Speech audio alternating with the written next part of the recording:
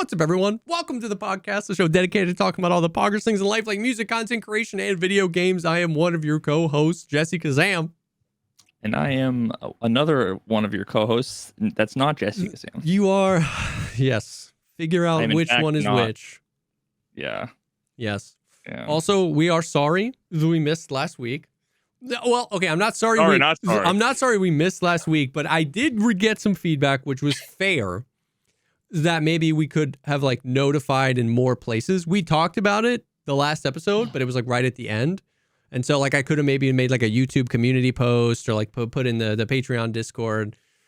And in the most flattering way, like I've had people be like, where the hell is the episode, dude? And I'm like, oh shit. Like we are just two idiots that talk for 4 hours a week. You know what I mean? I forget that this is that like people enjoy it and like kind of rely on it. And so I do apologize for I'm not apologizing for missing a week. We both were doing family stuff, but I do apologize that I didn't communicate it better. Apologize for not being so arrogant as to think anybody gives a fuck. Yeah. Which is kind of like, it's weird. Because I'm the same way with some of the podcasts. Not recently. I just haven't had much time to listen to podcasts, but there have been times where it's like, I'm just fiending for the next episode, you know, for an entire week, like it's fucking Game of Thrones, you know, season 3 or whatever. And yep. I'm like, where's the episode? You know what I mean? Like, I know the feeling. Yeah. It's, in all honesty, it's one of those things like I could go and like, I could tweet it and I put it in the Discord and do all this, but there's like, I have to admit, there's this thing in the back of my head where it's like, no one fucking cares. Yeah. The more you communicate, the more you feels like you're assuming that all these people need to know, and then it's weird. But I definitely hear the feedback loud and clear. It would have taken me 5 minutes to post in the Patreon Discord and on the YouTube community notes. And surely that wouldn't have gotten to everybody, right? But anyways, we're glad you guys like the show, is what we're saying. We're glad you guys like the show. But yeah, I was in Disney for a week. How'd that go? It was great. These boots are not made for walking. Bruh. I'll tell you that. Holy I don't know how you did it for a week. We were Legoland for 1 day, bro. And I was like, I'm dead. I'm out of shape. Oh man. And we're power walking like everywhere. I was there with, my in-laws, they have an RV. They drove down and they were there with my brother-in-law, his wife, and then they have 3 kids, a couple of twins, and then another daughter. So, you know, in the 3 to 5, 6-year-old range, their first time to Disney. So it was awesome. We got them with, you know, trying to be like the cool aunt and uncle. We got them the like Disney package, like the princess package where they go and get like a full makeover. Oh, and, like, man. That was just fun watching them go through that. And then, honestly, there's a lot of like pretty decent kids rides, like the fucking Slinky Dog. Yep. Roller coaster is a new one. There's another one, Barnstormer, which I don't know. I feel like that might have been based off of like an old Atari game. I feel like that like someone cheated in at one point. From the Billy Mitchell video. Yeah, from the Billy Mitchell days. There's somebody who I think maybe possibly cheated in Barnstormer.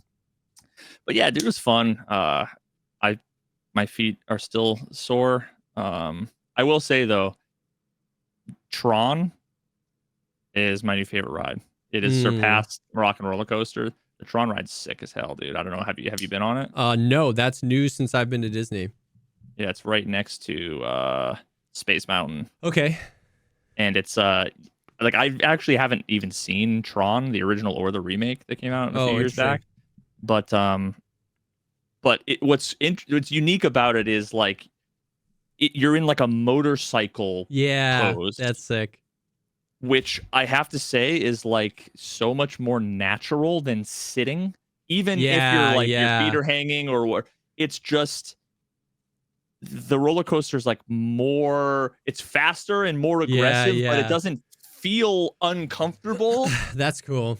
It just feels totally like natural to like be seating forward, and that's sick. Actually, there should be more roller coasters like that.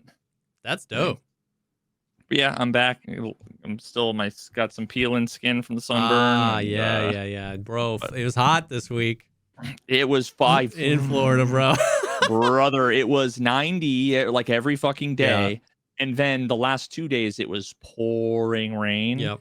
And I have to tell you, if my socks get wet and I don't have the ability to change them, I would rather undergo like a Saw type situation where it's like you have to cut your own arms off to whatever. It's like, I just don't want to walk around in wet fucking socks all day long. And that was 2 days straight, dude. Oof. Yeah, bro, it's hot. It's hot. Yeah, we did one day down at Legoland. We went down, visited my in-laws, and then drove down to Legoland, which I will say, as an adult, if you've been to Disney enough, Legoland was slightly disappointing in terms of like, the kids loved it and it was perfect for them, but in terms of commitment to the bit, like I wanted more things made out of Legos or more giant Legos. All the park benches should have been giant Legos that you sit on, right? Like there just wasn't from Lego toilets. Exactly. Coming from Disney, I wanted a little bit more. Now, from the kids' perspective, it was excellent. Everything was laid out pretty close.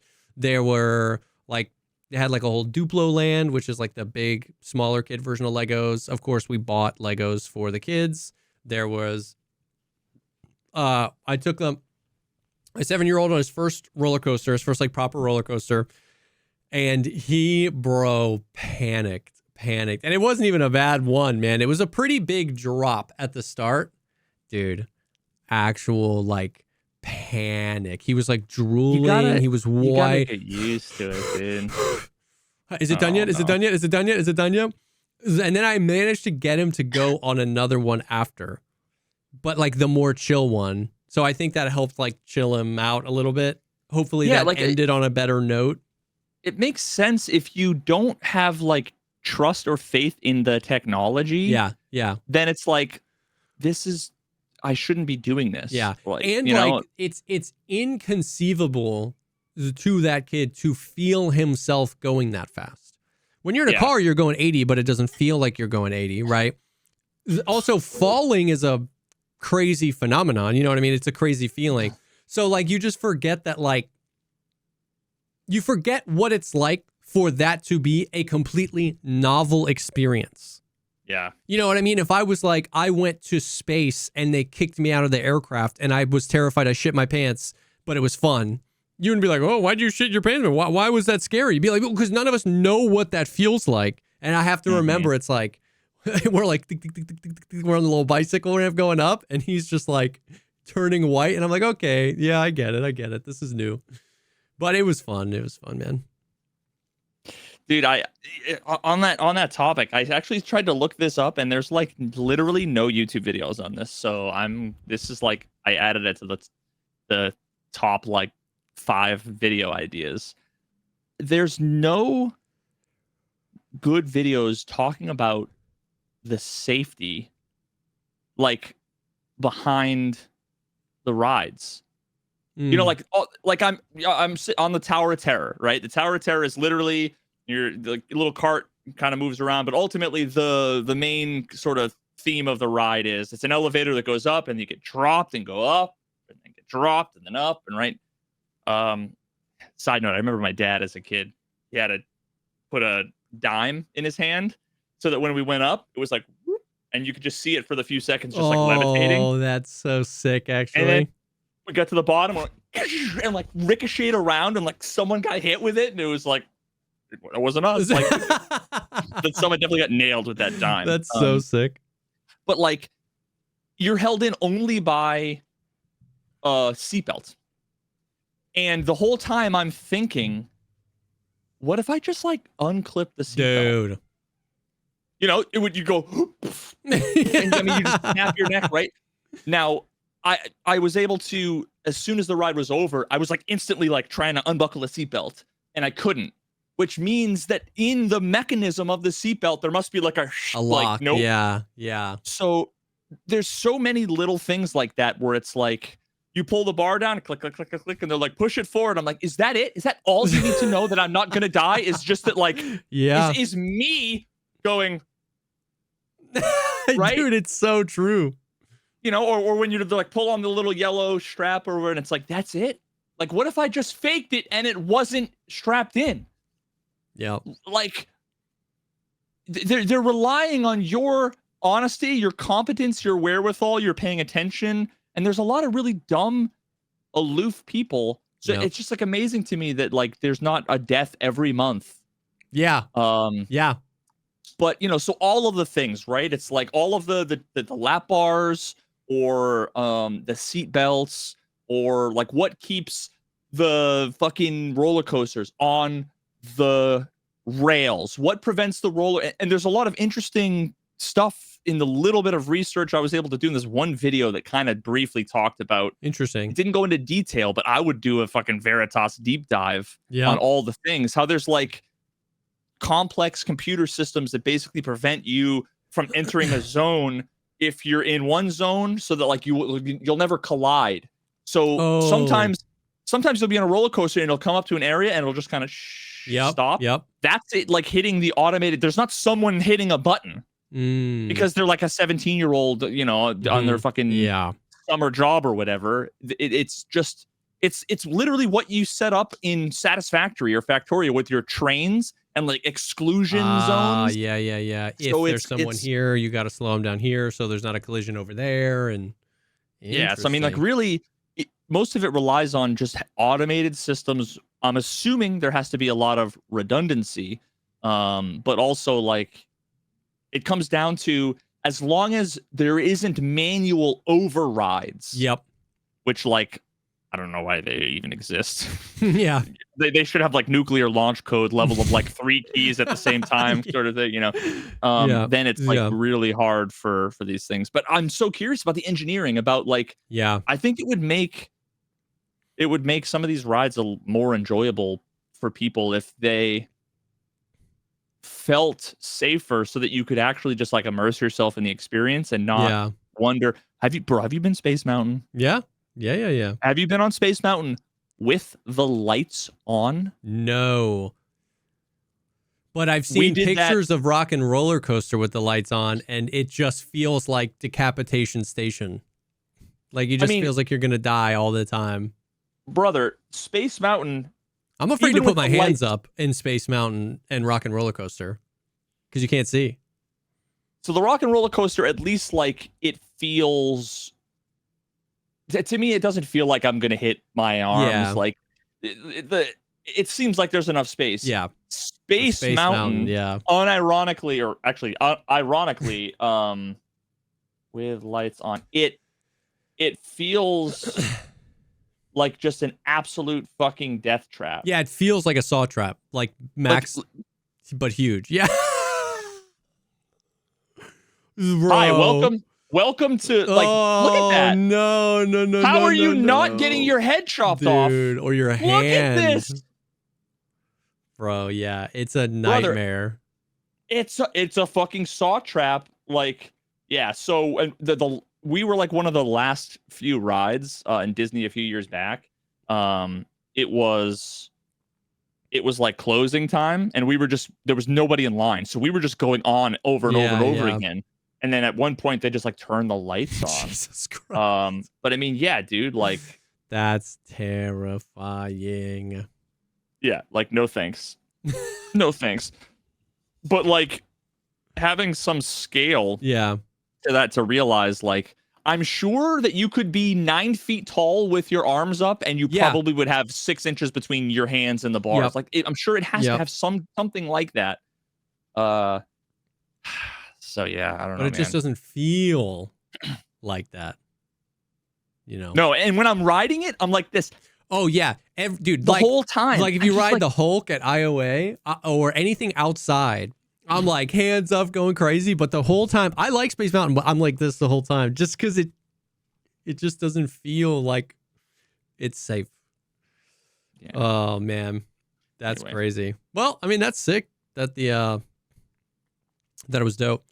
And I'm also not like into like forcing my kid to like roller coasters or anything. I just want to, you never know when to do it. You know, like some 4-year-olds love roller coasters. Some 8-year-olds hate it, but he wanted to go on. He was excited, but he was terrified. So, I mean, I was like deathly afraid of roller coasters until I was like 21. Yeah. So I didn't go on roller coasters as a kid. I was like terrified of them up until I was like an adult. And now I love them. So I don't care if he doesn't want to go on them, but they're just fun. And like the amount of opportunity you have to ride a roller coaster dramatically decreases with age. So you don't want to I've only gotten to go on, so many roller coasters since I learned to love them that, I want him to enjoy them. But yeah, and you want to I'm sure challenge them. Exactly. With try new things, new experiences. Try this lobster, right? Try this whatever. They might be like, no, but they might like it, right? Yep. So, yeah, for sure. I feel you. For sure. But that's fun. I feel good to be back because you were gone for like a week, right? You were gone for like 7 days. Yeah. Yep. Gone for a full week. So it's good to be back. It was good to for the most part, unplug. I did. I was following the Karen Reed stuff on Twitter mostly, but that was while I was like standing in like the 50-minute lines. But for the most part, yeah, it was. Look, most of the days I'd get back to the hotel at 7:00 and I go to sleep. Yeah. Running around with kids all day long, like I'm just old and out of shape, man. Like my fucking feet were so sore. I needed to I made the mistake of not clipping my baby toenail and it just being rubbing up against my second toe for 7 hours. It's one of those things you wouldn't notice sitting in a chair all day long, or even walking around just a normal amount. But yeah, and it was just a little long, just poking into the thing where it was so I literally went to Walgreens and bought nail clippers, and it was oh my god. But at that point, it did it still hurts. Yeah, just because it was just grinding in for all day. But yeah, I was I felt so. I was lucky that we have a 4-year-old. Because if my sons were 7 and 9 or 7 and 10, I wouldn't have been able to keep up. By the end of the day, they bro, have twice as much energy. Exactly. So that was I was I gotta lock in. I gotta start walking or hitting a treadmill or go to the gym or something, because you definitely, when they're 7 and 10 or whatever, it's you want to be able to go. You want to be able to get the max amount out of that stuff. But I was little guy needs a rest. We're gonna take a little rest here. It's totally fine. What a pansy. Yeah, dude. Bro. Speaking of, actually, I recommend a video that is about, I'm drawing this out so I can Google it. You totally remember, but you just want to make sure you have the right references. And yeah, exactly. It's a channel called Defunct Land. Defunct Land. Yeah, this video has 23 million views. It's called Disney's Fast Pass: A Complicated History. And it talks about the history of the Fast Pass, going from the problems that they were having with people going to rides at different times. You open up a new ride. Just imagine if you're playing Theme Park Simulator. You open a new ride and now it's all the little dots go. Yeah. Now no one's riding the other rides and everyone's in line pissed off and angry. So no one's happy. You just introduced a cool new thing and everyone's worse and everyone's mad. Yeah. So it's so then they introduced the Fast Pass, and what the Fast Pass did is it initially you'd go and you basically on a limited number of rides it would print out a paper thing that was it was come back in 2 hours or whatever. And, I remember that. And this was back in the beginning before this was the early days of computers and computer servers, and having all of that be automated and everything was a really big challenge. But what that did to the flow of people, it helped in some ways, it hurt in other ways. Then when they introduced mobile phones and the magic bands and all of that stuff, that changed things. And of course, that doesn't include, now you pay. Now it's called Lightning Lane, and you pay. It's $22 to get a fucking Fast Pass, and you have to do it days ahead of time. So I would love for him to do almost a follow up to that. But it's really interesting. It talks about all of the different eras with the different technologies, the challenges it faces. It's a really good video. It's 1 hour and 42 minutes long. That's crazy. That's right up my alley, though. It's fucking good. That's right up my alley. Defunct Land. Okay. That's dope. That's sick. Well,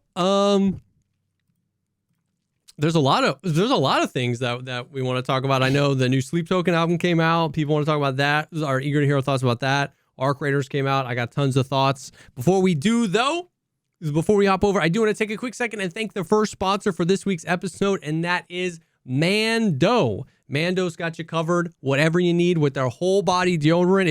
Especially if you're walking theme parks in the Florida summer, let me tell you, you need something to help you smell good. MANDO, their products, they've got everything. Their deodorant, specially formulated. You can get it in a stick. You can get it in an aerosol. You can get it in like a tube, and you can put it anywhere you smell bad. Their scents are like super refined.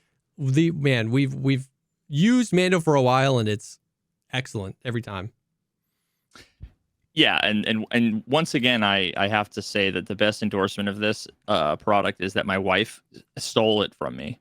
Yes. Because walking around in Disney, literally this last week, you're so right. Because I'd be rocking shorts and like a button up kind of polo short sleeve with just one layer. It's just sweat central. It's hot, humid, disgusting, and the first day I was like, oh God, this is like not good, because what I had was my wife packs my bags. Mm-hmm. She likes to pack bags. So thank God for that. But she packed a little travel deodorant, and I didn't have MANDO. I was able to go and pick some up at the store. Oh, nice. And thank God for that, because at the first day I'm like, babe, I gotta get deodorant. It's just not working. And MANDO saved my life, dude. Not having to worry about BO in lines with family dinner and all that stuff. It got rid of all the sweat and everything, dude. It was a lifesaver, literally. It's awesome. And the choices, the scents they have smell amazing. You can go odorless as well, which is just nice to have the choice. Once again, I love the fact that there's options. Some people like the spray. Some people like the stick. The stick isn't like the gel that gets all over your shirts, which is nice. The tube is a nice thing to almost like have in like a backpack, and just like you can almost like freshen up. They've got wipes and all sorts of other products as well. They're aluminum free, paraben free, created by a doctor who saw firsthand how normal BO is misdiagnosed. You can block body odor and control block body odor for up to 72 hours.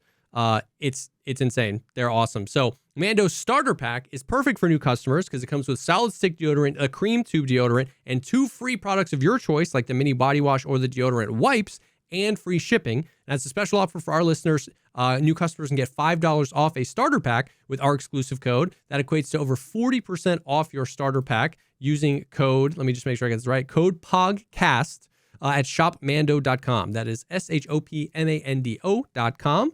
Using code POGCAST. Please support our show and tell them we sent you. Smell fresher, stay drier, and boost your confidence head to toe with MANDO. Nice, dude. Bars. Bars. Dude, I feel like we should almost talk. I don't have a whole lot to say yet, but I feel like we should almost talk about the new Sleep Token album. Have you been listening to it? It's like one of the most requested after all that we've talked about with their other albums and the first few singles.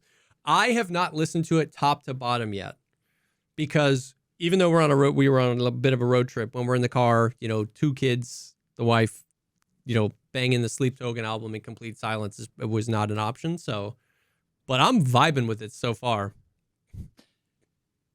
Yeah, I listened to it in full. I was able to like get a little sneak preview of a few of the songs while I was at Disney, get to my rental car, which drives to like a quarter of a mile to where we eat breakfast or whatever. So I, would listen to like a minute and a half of one song through a really shitty rental stereo. And the album's great. It's fantastic. There are a few songs that are like just okay. It's one of those things like the worst thing that Sleep Token could have done was make one of the greatest albums of all time before making other albums, because now it's like, it's not Take Me Back to Eden. Yeah. It's just not. And you can't expect that. But at the same time, it's like, how do you go from that to like, something that's 90% as good is still better than every other fucking album that's come out, I think about that a lot with musicians, where like, if this is like average music, if you put out an album that's like above average music, people get really excited for your next album, and you can often like keep up with that above average music if you're an above average musician. There comes a point though where if you release like a masterpiece, it like the next one, just even if it's above average music, just pales in comparison, and you just almost need that album for people to remember that like you're not like gods. And then the next album can be another Take Me Back to Eden. You know what I mean? Now, I will say, a lot of people have been asking my opinion, but it's like, there are so many tracks on Take Me Back to Eden that were immediate skips for me for like the first month or two I was listening to the album, that became now some of my favorite songs. So I've listened to most of it once. I gotta let it marinate. You know what I mean? You gotta pick your favorite songs, and then you're doing something so the next song plays and you hear that one enough, and then like so many of the songs that were skips for me on Take Me Back to Eden ended up being my favorite ones. So it just takes time. It takes time to let an album marinate and really see what you vibe with. Yeah, it's so true. Like, your experience with a song you recognize, right? It's just that is different than one you're hearing for the first time. Yep. And this was something that like I was kind of throwing back and forth whether or not I even wanted to like bring it up or whether I wanted to talk about. But now that you said it, I might as well. I'm song like, sucks. No, I'm like really self-conscious now. I don't even want to go back and listen to what I said about Emergence, like the Emergence, and or whatever the caramel. And I don't know if I really had much to say, but like I talked about Emergence, I think on 2 like episodes. Yeah. The snare is still terrible. It's still the worst thing that's ever happened in music, and I'll stand by that till the day I die. But I feel like everything else, I was like, I love and I'm like almost that song.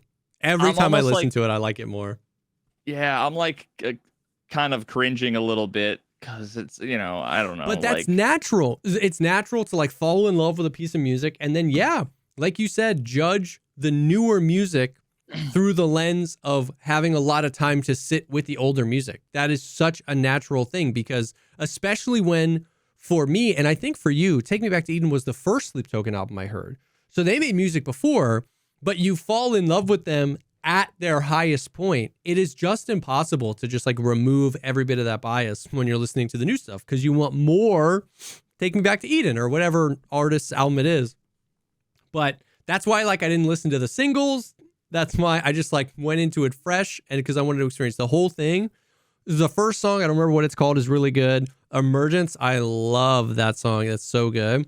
I skipped ahead and listened to... Did you listen to No, okay. I haven't listened to Damocles or whatever. Damocles? Yeah. God damn it, listen to it! But Caramel is the first time I listened to that, and that song bangs, bro. Yes, dude. And the chorus is so... I was like singing the chorus for like hours after I listened to it. Caramel is very, very good.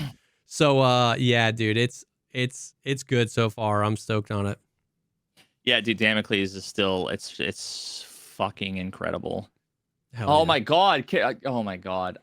The one time, actually in that episode where I was 1 or 2 episodes where I was talking about Emergence, which again, like now I just think about anyone who has listened to that song half a dozen times that's like going through a backlog of episodes in 2 years from now comes across that episode and listens to my criticism. I'm like, no, just like forget I said most of what I said. Everything but the snare. That's so funny. I still stand by the snare. But yeah, dude, Damocles is so fucking good. So the episode where we talked about it, there was like the first episode ever of the podcast where we got hit with a copyright. Oh yes. Yeah. But even though I played like Yeah. 4 seconds of it Literally. at a time. Yeah. And I think the video you played was like 4 seconds and a guy talking over it, and it still got us or something. Yeah. Dude, I need to like when I need to react to you reacting to Damocles. When can this happen? Oh shoot! Like, do you want to do it live on stream, or would you want to do it after this episode, or like what do you? I don't know. You tell me. I need to be there for it. Okay. We'll figure something out. Yeah, if we do it through this call, it normally sucks because your audio gets like compressed or weird. But yeah, maybe I'll listen to it on stream or something, and you can be there, or I'll clip it. I don't know. Yeah, I mean, I could play it on the my little second channel direct. Oh yeah. Stream after this. Again, think about it. But dude, it's so fucking good. That's sick. Have you heard overall the albums? Oh, sorry, go ahead. Well, no, I was just gonna say, have you heard all the stuff about like apparently there's like they're teasing a second album or like a reshuffling of this album? I've heard that from like multiple people being like they're up to something. There might be like a whole another album on the way. I don't know. Yeah, I don't know. I've heard stuff like that. It's like, okay, I don't know. I can't like invest too much into caring about it. Like if it comes out, it comes out. But yeah, I don't know if this will be. There's a few songs. I might eat these words and change my mind later, but there are a few songs that make it so that like I don't think it would be like a kind of cover to cover, just hit play on track 1 and let it go. Like I can do Take Me Back to Eden. But I vaguely recall having the same feeling about that with Take Me Back to Eden. Yep. But yeah, they're what I will say is my fucking I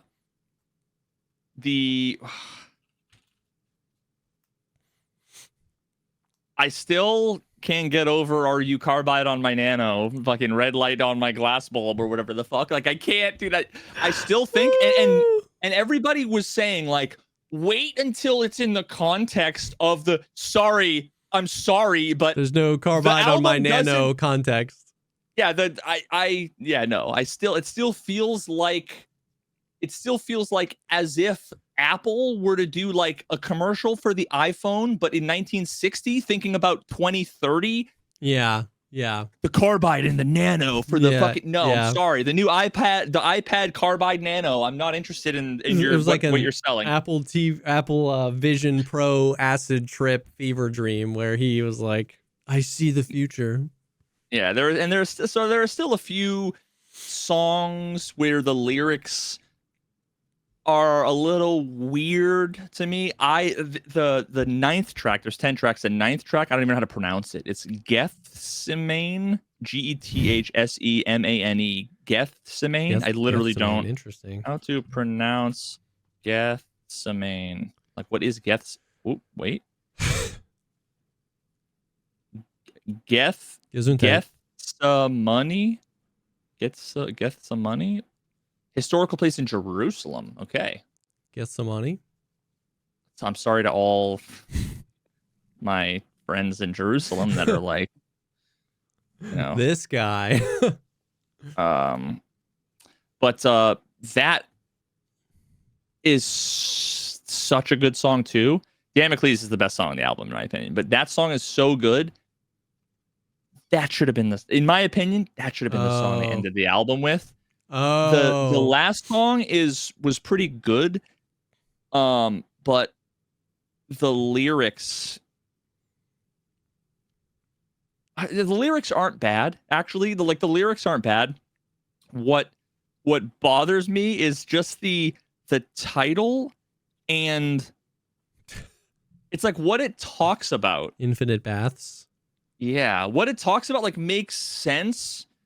I think it's all about my understanding is kind of like I could take infinite baths and it wouldn't wash me clean, or something like that, right? But it's just infinite I just think of, you know what I think of? I don't know why, and maybe this is a me problem, but remember, was it E Honda?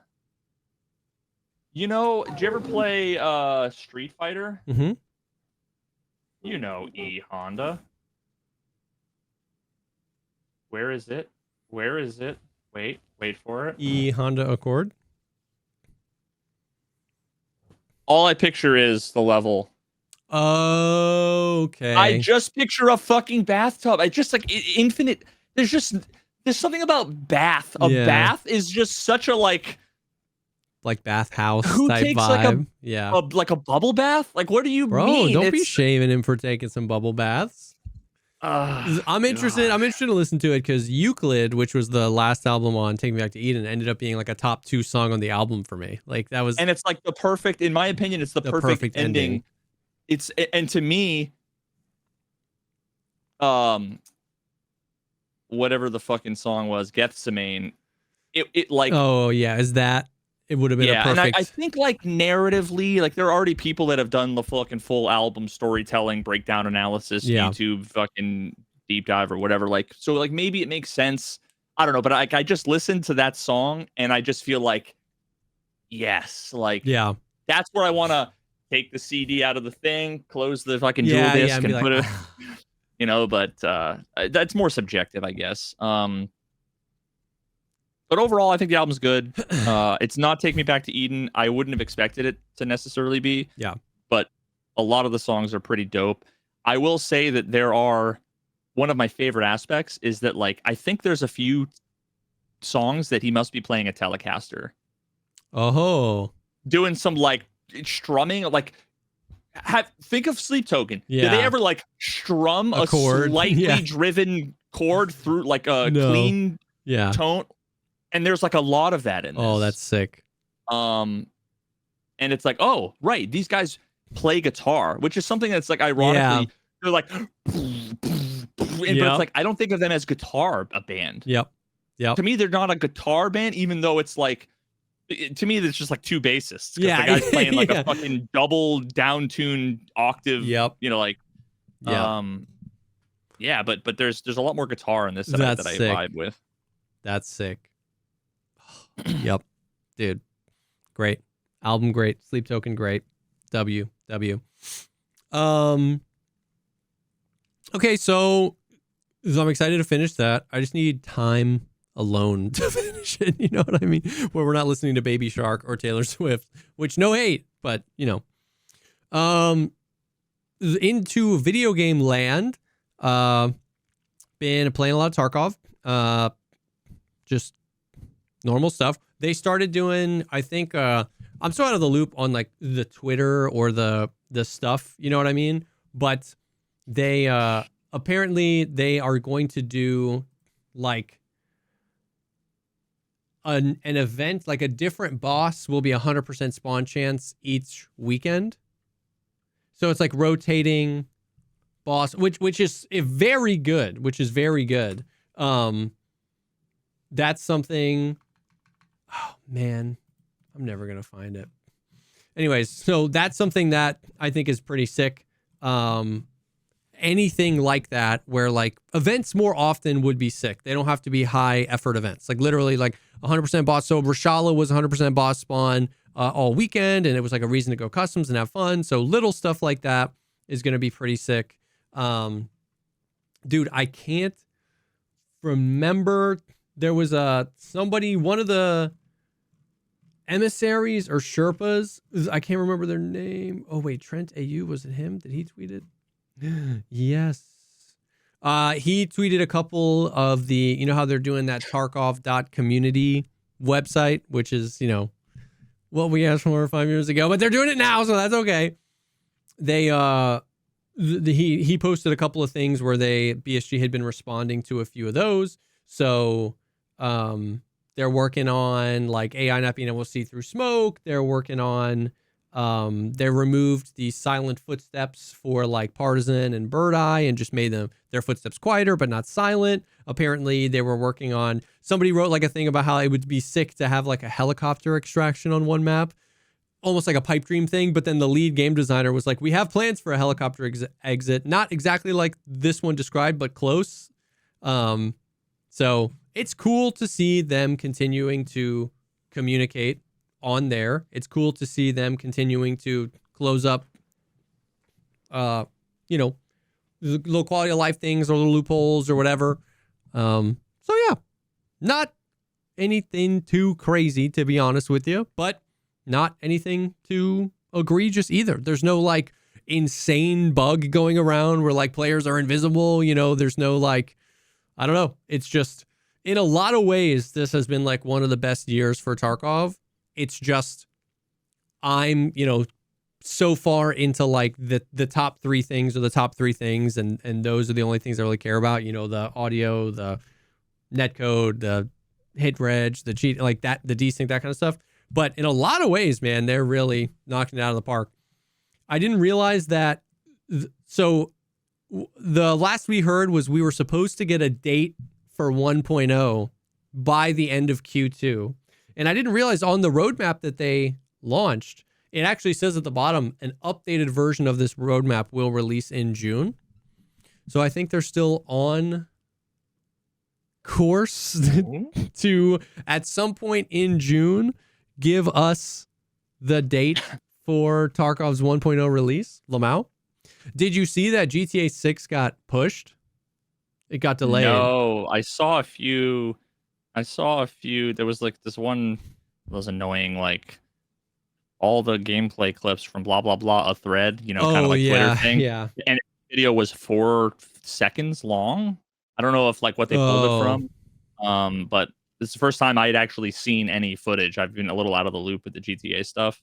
Because it's kind of like you see stuff for so long. I get to the point where I'm like, I'm just ignoring it until it's out. I just don't care until it's out. Yep. But no, I didn't hear. Yeah, so it had just been the fall. I believe the timeline was just 2025, like winter 2025. They hadn't had a date, but then Rockstar came out and they gave it a date. They said May 25th, 2026. So now they delayed it and they were like, we're sorry we had to delay it, but which I think most. May 25th. It's such a specific, like, yeah, there must be significance to that. I don't know. It's so far in the future and so seemingly so arbitrary. Yeah. And maybe it's not the 25th, but the sometime in May, and they gave it a date. So now there's an official release date for the game. And it's funny because, like, I think the general sentiment about delays these days are like, cool, just make a good game. You know what I mean? There was a season where everybody was like freaking out that all these game companies were delaying games. But I think it was because like Cyberpunk got delayed like twice and then still launched the way it did, But I think Rockstar is probably one of the only bastions of hope where people trust that they just release good games the day that they launch. And so most people were like, it sucks, I want it, but fair play. But I wonder what's happening to the industry, because there was like a vacuum, like nobody wanted to release their game this winter because of that. And so it made me wonder if they, like, what BSG, if they were even considering that. But I know a lot of the gaming industry was really molding Q4 of this year around the fact that GTA was going to release.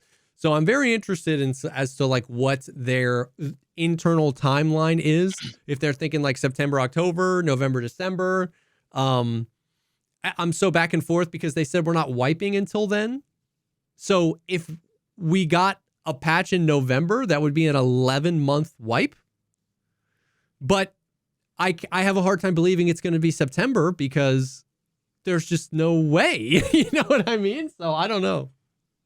Yeah, and I forget now. I'm sure we've probably had this conversation a bunch, but like, have they talked about whether they're going to have wipes? No. Because like, if, let's just say the universe where they're like, we're not going to wipe and we're just going to rely on some kind of natural cycle or whatever, then like, if the release right before 1.0, if it can't survive, not even a year without a wipe, then what the fuck are we doing? Yep. Right? That's a great question. So it's I mean, nothing new.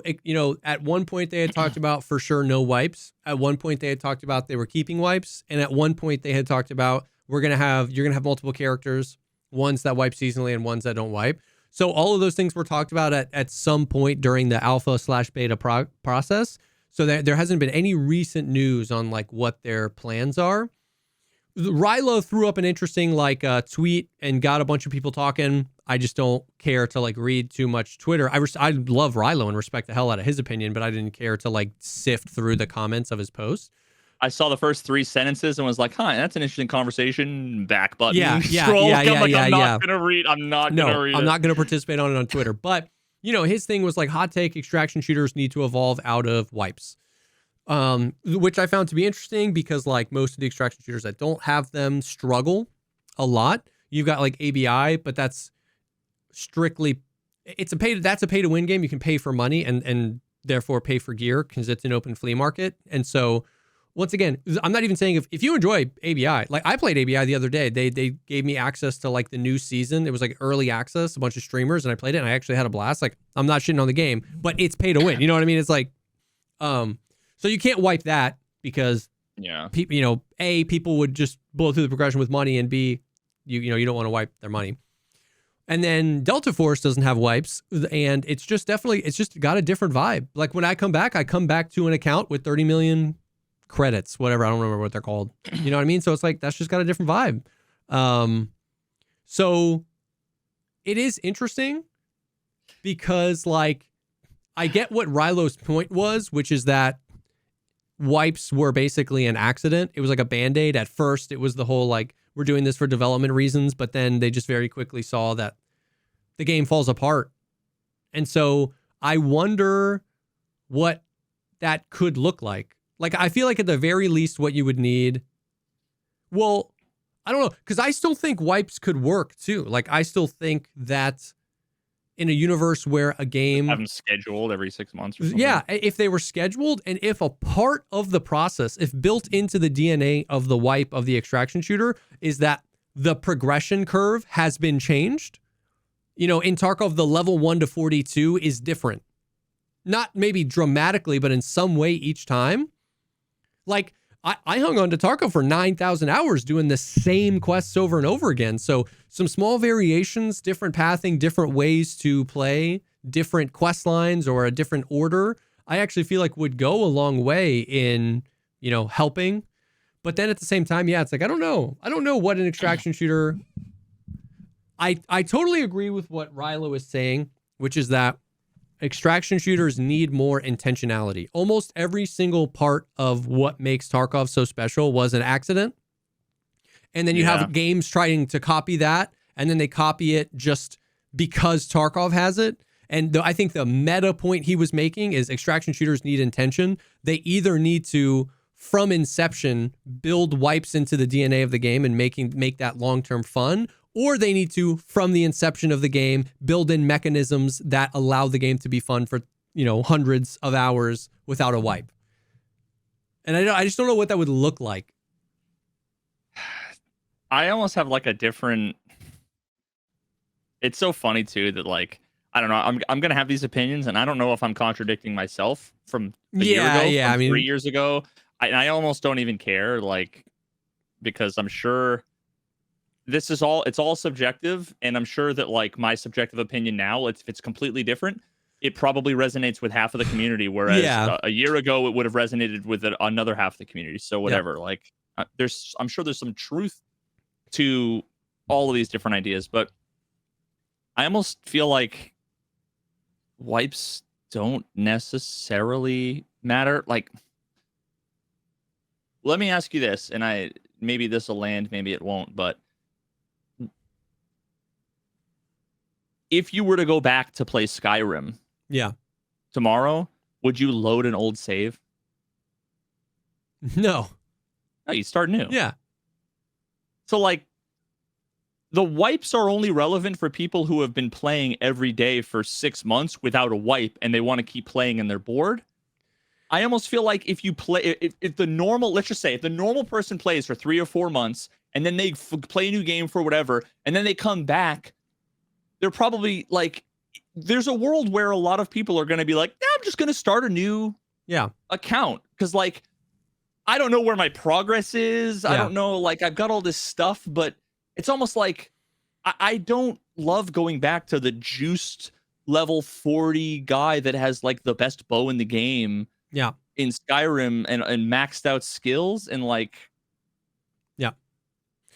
I get what you're saying. My counterpoint though is that to those players that don't sweat, when they come back and fight the people that live in the game and have everything and have an unlimited amount of the best stuff, and then that just feels bad.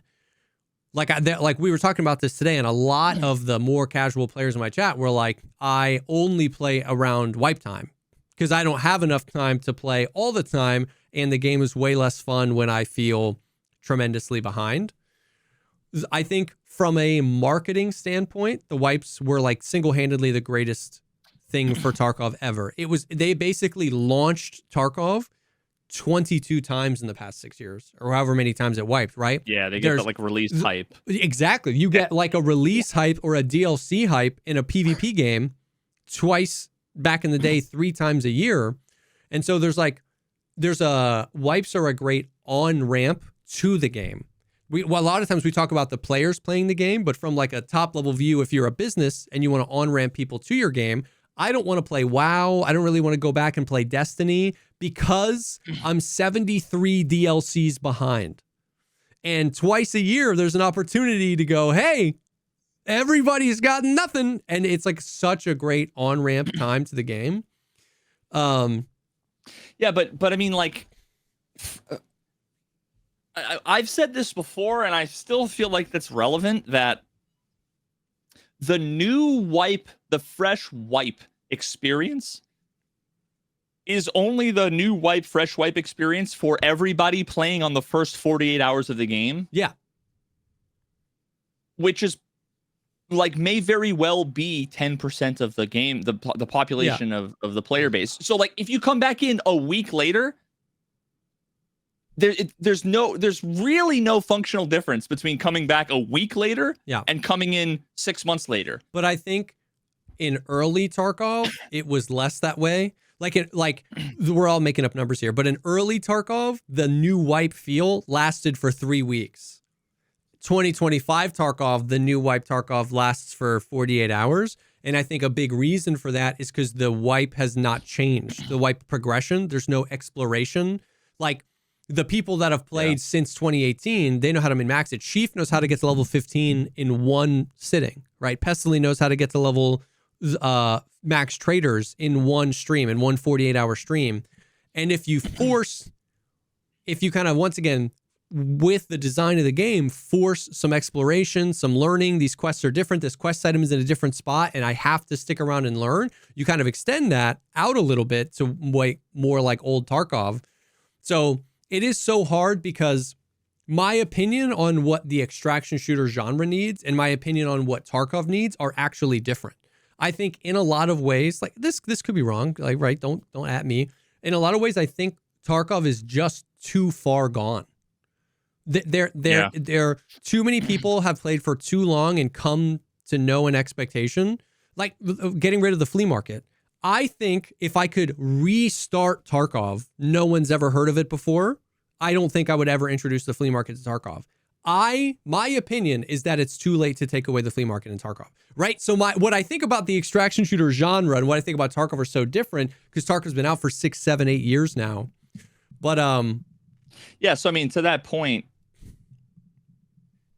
what you're talking about, you're saying like this wipe is different than the old wipes, but like the future wipes are going to be like this wipe, not like the old wipes. The future wipes of Tarkov. I think a brand new game making an extraction shooter has the opportunity to incorporate wipes in a way that even 5 years from now, the early wipe feels good. But you're right. From now on, the early wipe feel is only going to shrink in Tarkov, not grow.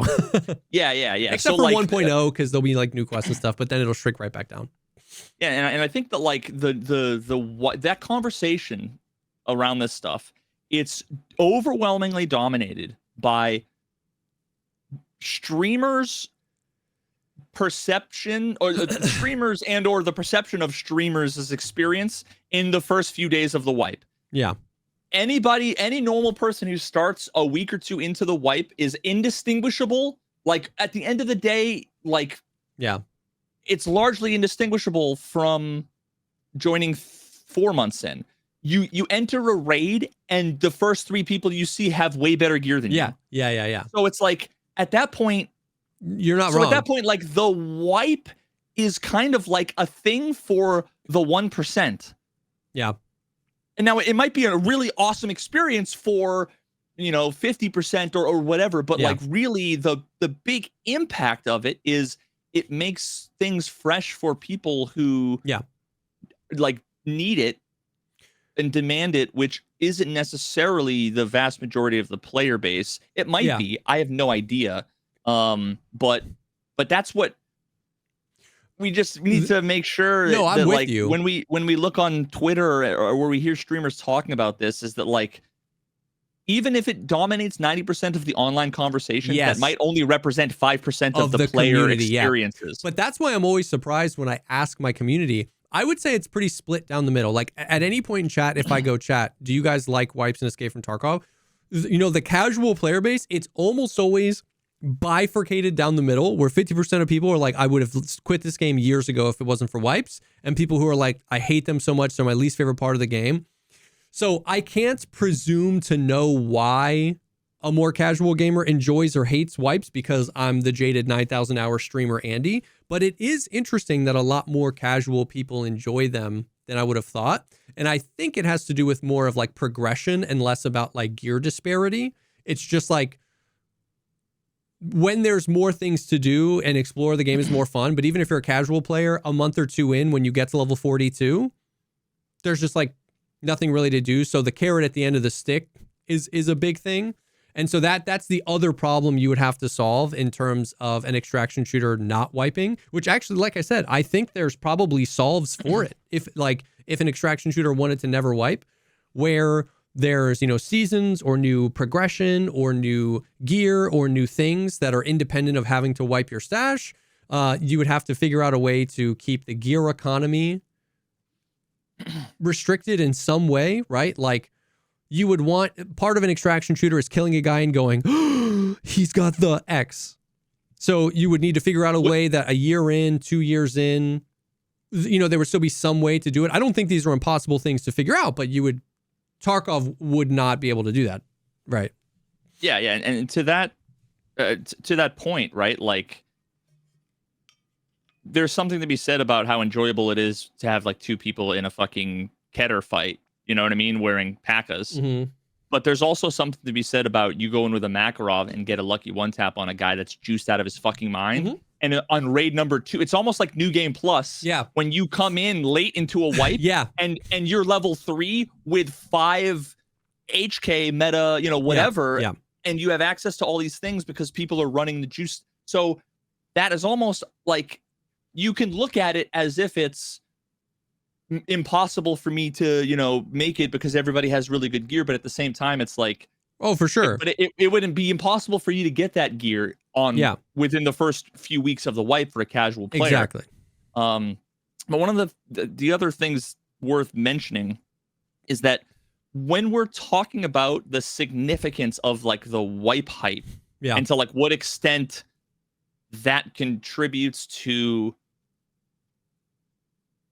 how many people come in, how many people are old excited. Players returning, new players buying the game. It's not 100% of it is not they've wiped everything and everyone's level 1. Correct. Historically, there's a new map, there's 5 new mechanics, and when 1.0 comes out, every 6 months, it's just a forced reset with no new shit. Yeah. Let's just say that's the assumption. No, then you're right. Then is there going to be the same hype? Yeah. No, that's a good point to like address the second half of a wipe. There's the reset. Some people love it. Some people hate it. Some people love that it's an even playing field. Some people hate that they lose their stuff. And that's what we've been talking about thus far. But you're right. What does a wipe even feel like if it's a wipe without the content? And post 1.0, we don't know what the content drip is going to be for Tarkov. So a wipe without a whole lot of content would feel like, to your point, wouldn't generate that same amount of like, wipe, you know what I mean? So that's a good point too. Yeah, there's a lot to it. And like I said, I don't even really like talking about it. I'm more interested in what Ryla was saying about like the future of the extraction shooter genre. I don't even really like talking about it in terms of Tarkov, because once again, it's just too far gone. I'm going to be happy with whatever they decide. Wipes, no wipes, characters that wipe, characters that don't. I'm fully at this point in Tarkov along for the ride. Like, somebody asked me about something else, and I was like, I don't mean this in a disrespectful way. I don't even have an opinion on that anymore. And maybe about like armor, they asked me, and I was like, I just don't care anymore. My Tarkov enjoyment is no longer, like, the ship is barreling into the harbor. We're way too late to turn that bitch around and like fix stuff. So, but looking ahead, Marathon, Arc Raiders, some of these extraction shooters that are coming in the future, I do genuinely think both could happen. I think you could make an extraction shooter where the economy was considered from the beginning and the content schedule was considered and committed to. And I genuinely believe that you could create an extraction shooter that didn't wipe, with just finding creative solutions to a few couple tweaks, and it was just accessible all the time. And I also think that a game that wiped regularly could actually benefit from some of the benefits of the wipe system. And if they built in, different progression curves and stuff like that, like, I genuinely think both can be successful, but I don't think anyone has really nailed it yet. Tarkov has we talk about this all the time. Tarkov had the first mover's advantage. People just ate whatever Tarkov was feeding them because it was such a novel experience, and it was worth it. It was just worth putting up with the bugs. It was worth putting up with the wipes because this was such a novel game. It changed gaming for the players that enjoyed it. But all these games that have come around it, they don't get that novel experience. They don't get that first mover's advantage. And I don't think anybody as of yet has really nailed how to keep that excitement going 6 months, a year, 2 years into an extraction shooter. It's interesting. Yeah, I can't help but wonder if, like, I don't know. I feel like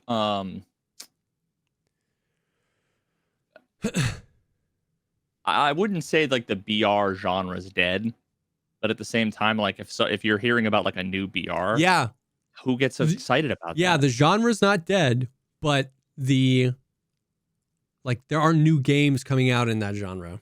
Yeah, and the right game could like invigorate the entire genre. Yep, just kind of like Valorant did with the tactical shooter. It was like, I bet Valorant got 1 million more people to try CS because it just brought that genre back forward, and then now everyone's like, there's a time and a place, like you said. But yeah, you're right. So I just wonder if, like, there was the PUBG days, and then, like, now I feel like it's basically still PUBG and Fortnite's a completely different demographic than PUBG. Yeah. PUBG, Fortnite, Warzone, Apex. Those are the 4 BRs. They each have their lane and they stick to it. Yeah, and I don't know. I just feel like the extraction shooters kind of are like a weird version of that, where it's like, I hate it. I hate what I hate is that we're at the time. This happened with BRs, where every time a new BR was announced, people got really mad because the genre is so saturated. People got really frustrated. Another BR, another this. We are in that time, but we haven't gotten the Fortnite, the Warzone, or the Apex yet. And that's what pisses me off. Right? PUBG is Tarkov. Yeah. It blew up. It charted a new course. It set new records. And the genre is saturated, but we haven't gotten Fortnite yet. We haven't gotten Warzone yet. We haven't gotten the like, ooh, we figured it out, but with our flavor, and it's fun and accessible and enjoyable for hundreds of hours. We just keep getting stuff that falls short. And so it's like, I get that people are like, I get that the frustration, people are like, another PvE extraction game with this friggin', but I'm like, okay, but give us 1 or 2 more before we stop making them. I hope a couple land. Yeah, the hard part is that, like, there weren't 75 massive hyped duds in between Fortnite and PUBG. Correct. The changing of the industry changed the industry. I know it's a stupid thing to say, but it's like, because of what happened to BRs, extraction shooters can't follow in the same way because PUBG blew up and then a couple other games also blew up. So now everyone in the industry is like, we're going to be the Fortnite for Tarkov. So then they're marketing as if they're the Fortnite for Tarkov, but then they're falling short. So it's like, with the hindsight, the marketing has changed. He's like, we're going to do that for this genre. Whereas when it was Battle Royales, it was just like, we've got building. And then that ended up being Fortnite, you know? So, yeah. I don't know. I do have some more thoughts on this stuff, and I want to talk about Arc Raiders. But before we do, I want to take a quick second and thank the second sponsor I got ahead of myself. Sponsor for this episode, and that is the Perfect Gene. Because I am telling you, these are literally the perfect gene. As someone who is addicted, who's a Florida man that is addicted to wearing jeans and wearing flannel, I don't know why I did this to myself living in this land. I hold on to wearing jeans as long as I can, and these are the perfect gene, bro. I am telling you, if you're a dude, you can get whatever length you want. That's crazy. I feel like all anyone ever sells is 36 length now. It's crazy. You can get whatever length you want. You can get whatever size you want. You can get stretchy. You can get khaki. You can get boot cut. You can get slim. You can get skinny. It's anything you want, and they are so comfortable. They fit so well in the waist. The pockets are really deep. There's a trillion different colors. They are so good. It's crazy. As someone who was just addicted to like finding $9.99 jeans and then throwing them away a year later because I have 7 holes in the crotch, and then just going and buying the other $19.99 pair of jeans, and then ending up spending $300 on jeans over the course of 2 years, bro, the perfect gene. I literally, like, this was the easiest. They sent us a pair, and I was like, this is the easiest endorsement of my life. I love jeans so much, and these are so nice. Yeah, I can't, like, I don't know if it's because I've got, like, a weird dad bod now, but, like, I just can't go anywhere and find jeans that just feel good. Yep. And these feel good. So good. And, like, what matters more? Honestly, what matters more? Like, feeling good? If it doesn't feel good, I don't want to wear them. Yep. But they also look good. Yep. And I was just showing, like, here, like, it's at every flavor, every shade of jean you want, every single possible flavor, shade, all the things. And this is only just one pair. Yeah. Right. Yep. Every flavor, every size combination you want. Yep. Then you got the khakis. I mean, they have everything.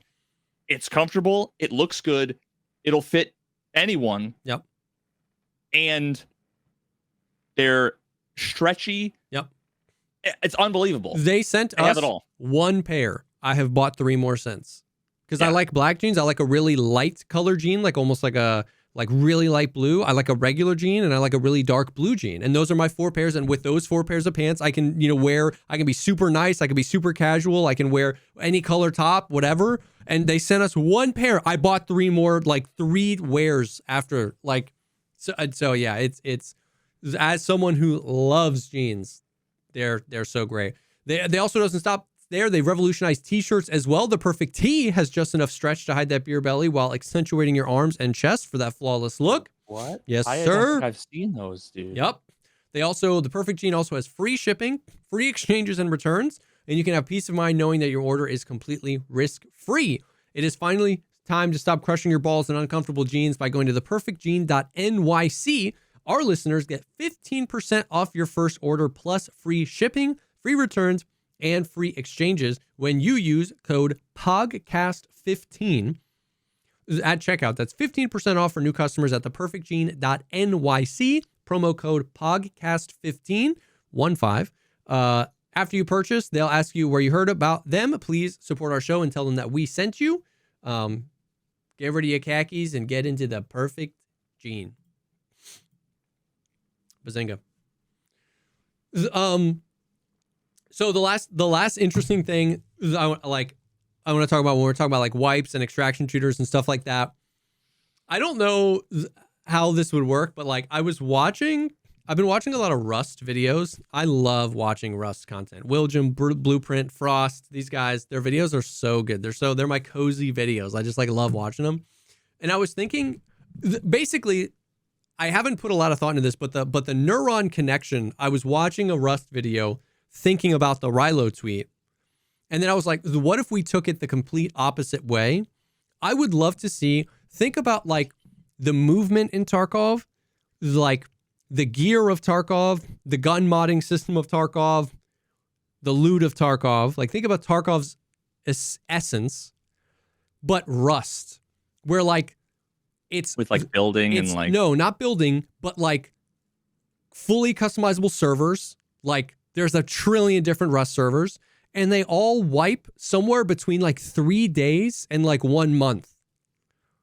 Like the play style of Rust, like DayZ also ish. The play style of Rust is like find a server that just had like a force wipe and hop in, and like a lot of these guys can get to the end game in 2 days of playing a wipe, and they'll play that wipe for 2 to 5 days, and then they'll just leave it. It's like it's almost like disposable razors, but for gameplay. It's like it's meant rogue-like in a way. Yeah. There's not a whole lot you save. Actually, in Rust there is though, because even some servers, even after they wipe, you can save some of the blueprints you had researched. So your next wipe, so almost roguelite in a way. And I was thinking about that. I was like, man, imagine a game that felt like Tarkov, but the community was basically put in charge. Imagine if like Arma and Tarkov had a baby, because Arma is like modder central and like server central, but that's not really like progression based. It's just like big warfare where like Russians versus Americans, and then eventually one wins. It's almost like Battlefield. But imagine like a game like Tarkov where the community was given like everything they need to make a bunch of different servers and variations and rule sets. And then it was, what if you just embraced that it was all about like a week's worth of progression? I don't know. Like, I'm not saying they should do that in Tarkov, but I'm saying imagine a game that was Rust, but instead of guys in loincloths yelling racist slurs at you and hitting you with a rock, it was like Milsim. Guys in kivers yelling racist slurs. yes, dude. I don't know. I think that's such a surface level thought, but I think there's something there, a faster paced extraction shooter, something that wipes all the time, because then you get the accessibility. Like anybody can hop into Rust at any time. Yeah. Extraction shooter. Dude, yeah. Something like where that. It's like think about all the games you play where I'm like, oh, you know, like the Binding of Isaac, how the guys are like, I'm on like a 1,000 run streak, right? Like the equivalent would be I'm on like an 11 raid survival streak. Yeah. And you're like, you know, and you get like godlier and godlier and godlier, but you're rolling the dice every time. Yeah. That like, and if you get lucky and you're on your second raid, you know, and you kill the guy, you know, you like take down Goliath. Yeah. You get to take his shit.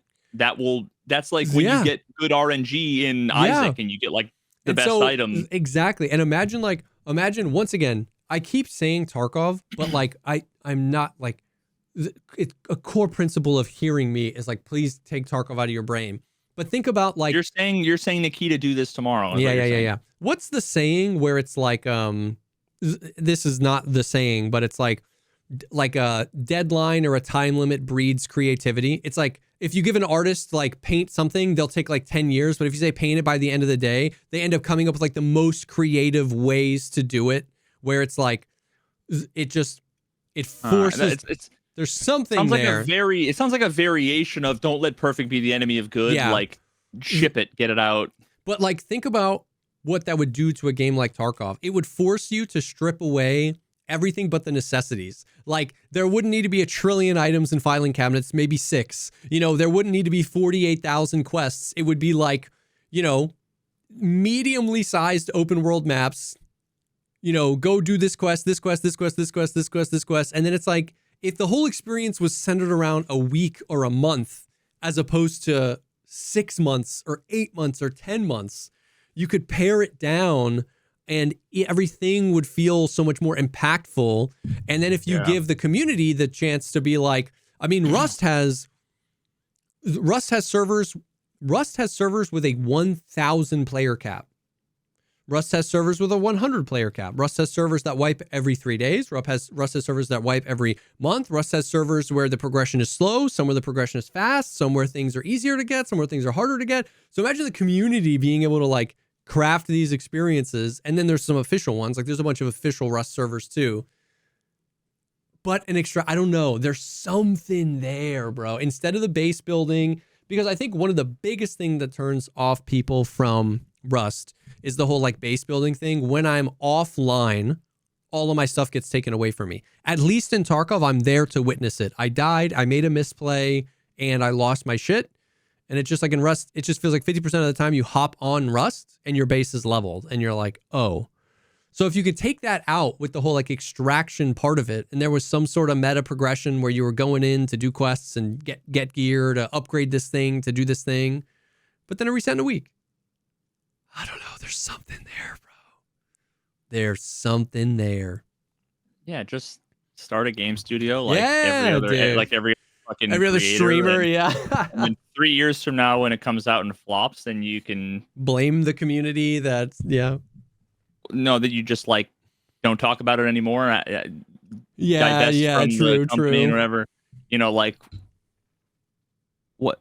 I don't even know. Like, what wasn't Shroud working on a game? Wasn't Sacriel working on a game? Like all these Shroud and Sacriel's game hasn't come out yet. Shroud also was like consulted on a game called Spectre Divide, and that game did flop, and that game I think closed down. Yeah. But Shroud and Sacriel's game hasn't come out yet. A bunch of people are making games. But anyways, what I really want to talk about is that Arc Raiders is the best game I've ever played in my life. People love this game, bro. Dude. I don't gotta play it. No, you don't. I really don't think like. I think you would like. I think if you popped in the stream one day, like if you had nothing to do for like 6 hours, by the end you'd be like, I get it, but I don't think you would want to play it, right? Like you're doing what you want to do, and that's fine. But I haven't been this excited for a game launch since I got into Tarkov. And I haven't seen this much like positive hype. I've never seen, especially the extraction shooter community, so galvanized in a positive way. It's always negative.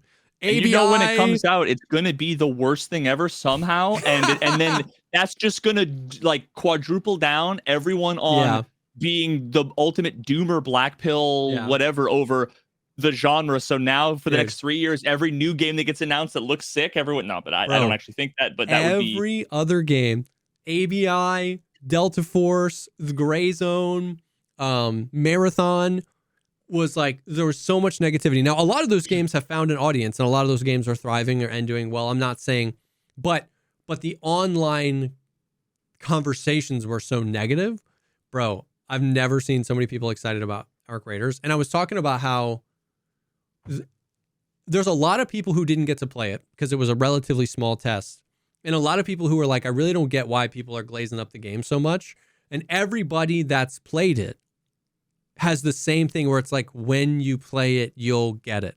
There's something about, it's not even necessarily that it's a more fun game to play than watch, because the more I played it, the more I enjoyed watching other people play it. Like Tarkov in a way.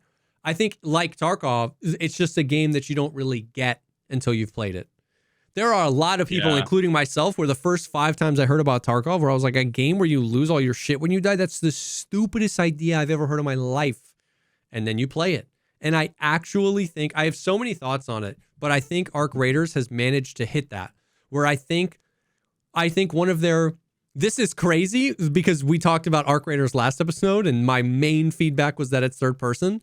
I think it's one of their biggest strengths because it looks different from every other extraction shooter, and because the assumption is then that I will not like it. And then it gets to surprise you, just like Tarkov did. I went into Arc Raiders with like a 4 out of 10 hype max. And by the time it ended, I was like, take me with you. I need this game in my life. It's crazy. So I've got a few bullet points of just like reasons why I think this game is so good. One, I weirdly think I still believe third person PvP is cheeseball central, but I might even be at a place where like I don't think they should add first person. Like, I don't know, but my opinion has shifted so strongly because the game is gorgeous, the environment is gorgeous, the movement is different. I think there needed to be a code switch in extraction shooters. I just think they needed to like break something important to get people out of the like feedback loop of like, well, oh, so is this like, it's the first time I've ever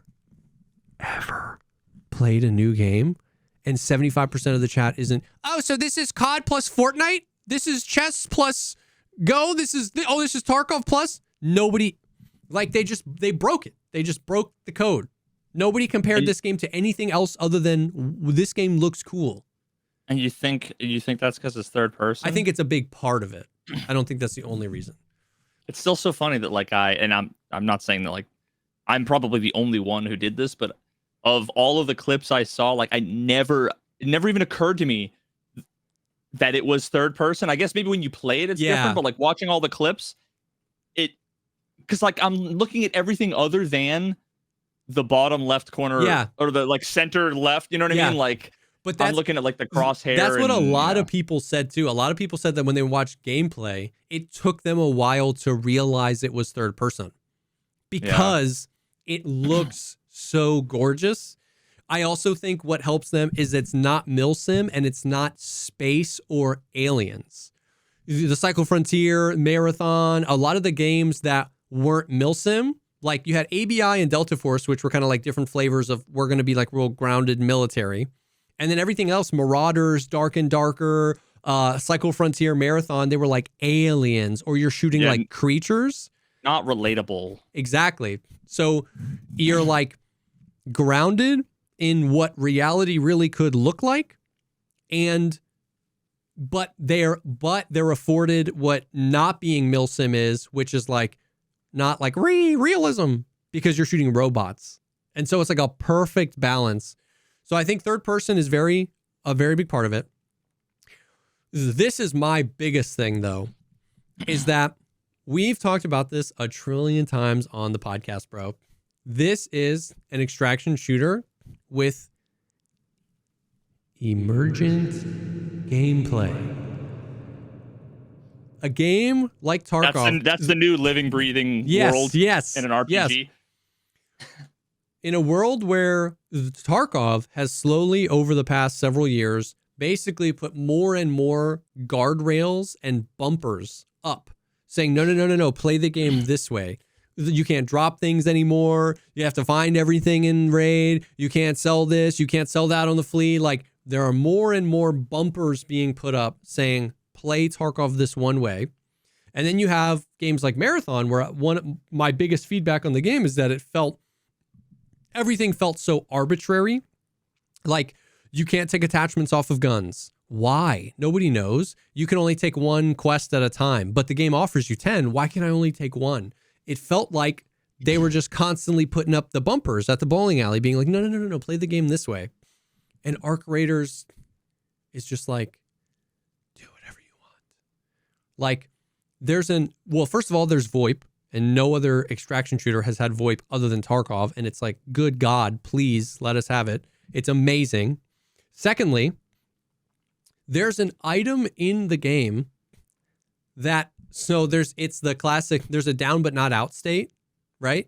Where like you get shot, you don't immediately go back to the lobby, you go down, even when you're solo and you're crawling around. They added an item in the game called the defibrillator, where if you're healing your teammate, you heal them much faster from the down but not out state if you have a defibrillator. But with a defib, you can heal an enemy from the down but not out state. So the amount of times we would win a fight and then VoIP at the guys, and they'd be like, oh, you sons of bitches, you got us. And we'd be like, do you want to team up? And they're like, yeah, sure. And we would just heal them. And then now we're a squad. And it was like, this is the sickest thing ever, dude. It's so dope. I don't know why that just like that. I'm trying to picture what I'm getting some vibe from like elementary school recess. Like that, it reminds me of that somehow. And I can't think of what game that would be applicable to. I'm sure there's like something that I'm not thinking of, but that whole thing was just like, did we just become best friends? Yes, did we just become best friends? And there are, so like, because they're doing the whole robots thing, there are events that rotate through all the maps. There's one event called the Harvester event. And the Harvester event means the Queen is on the map.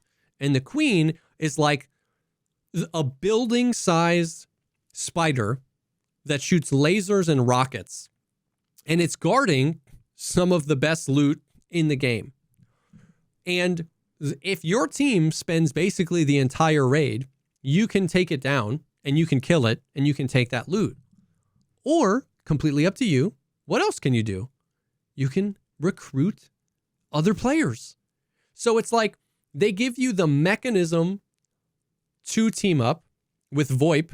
They give you the items to help other people to team up. And they give you something to do that's dramatically easier if you team up, as opposed to just wiping lobbies.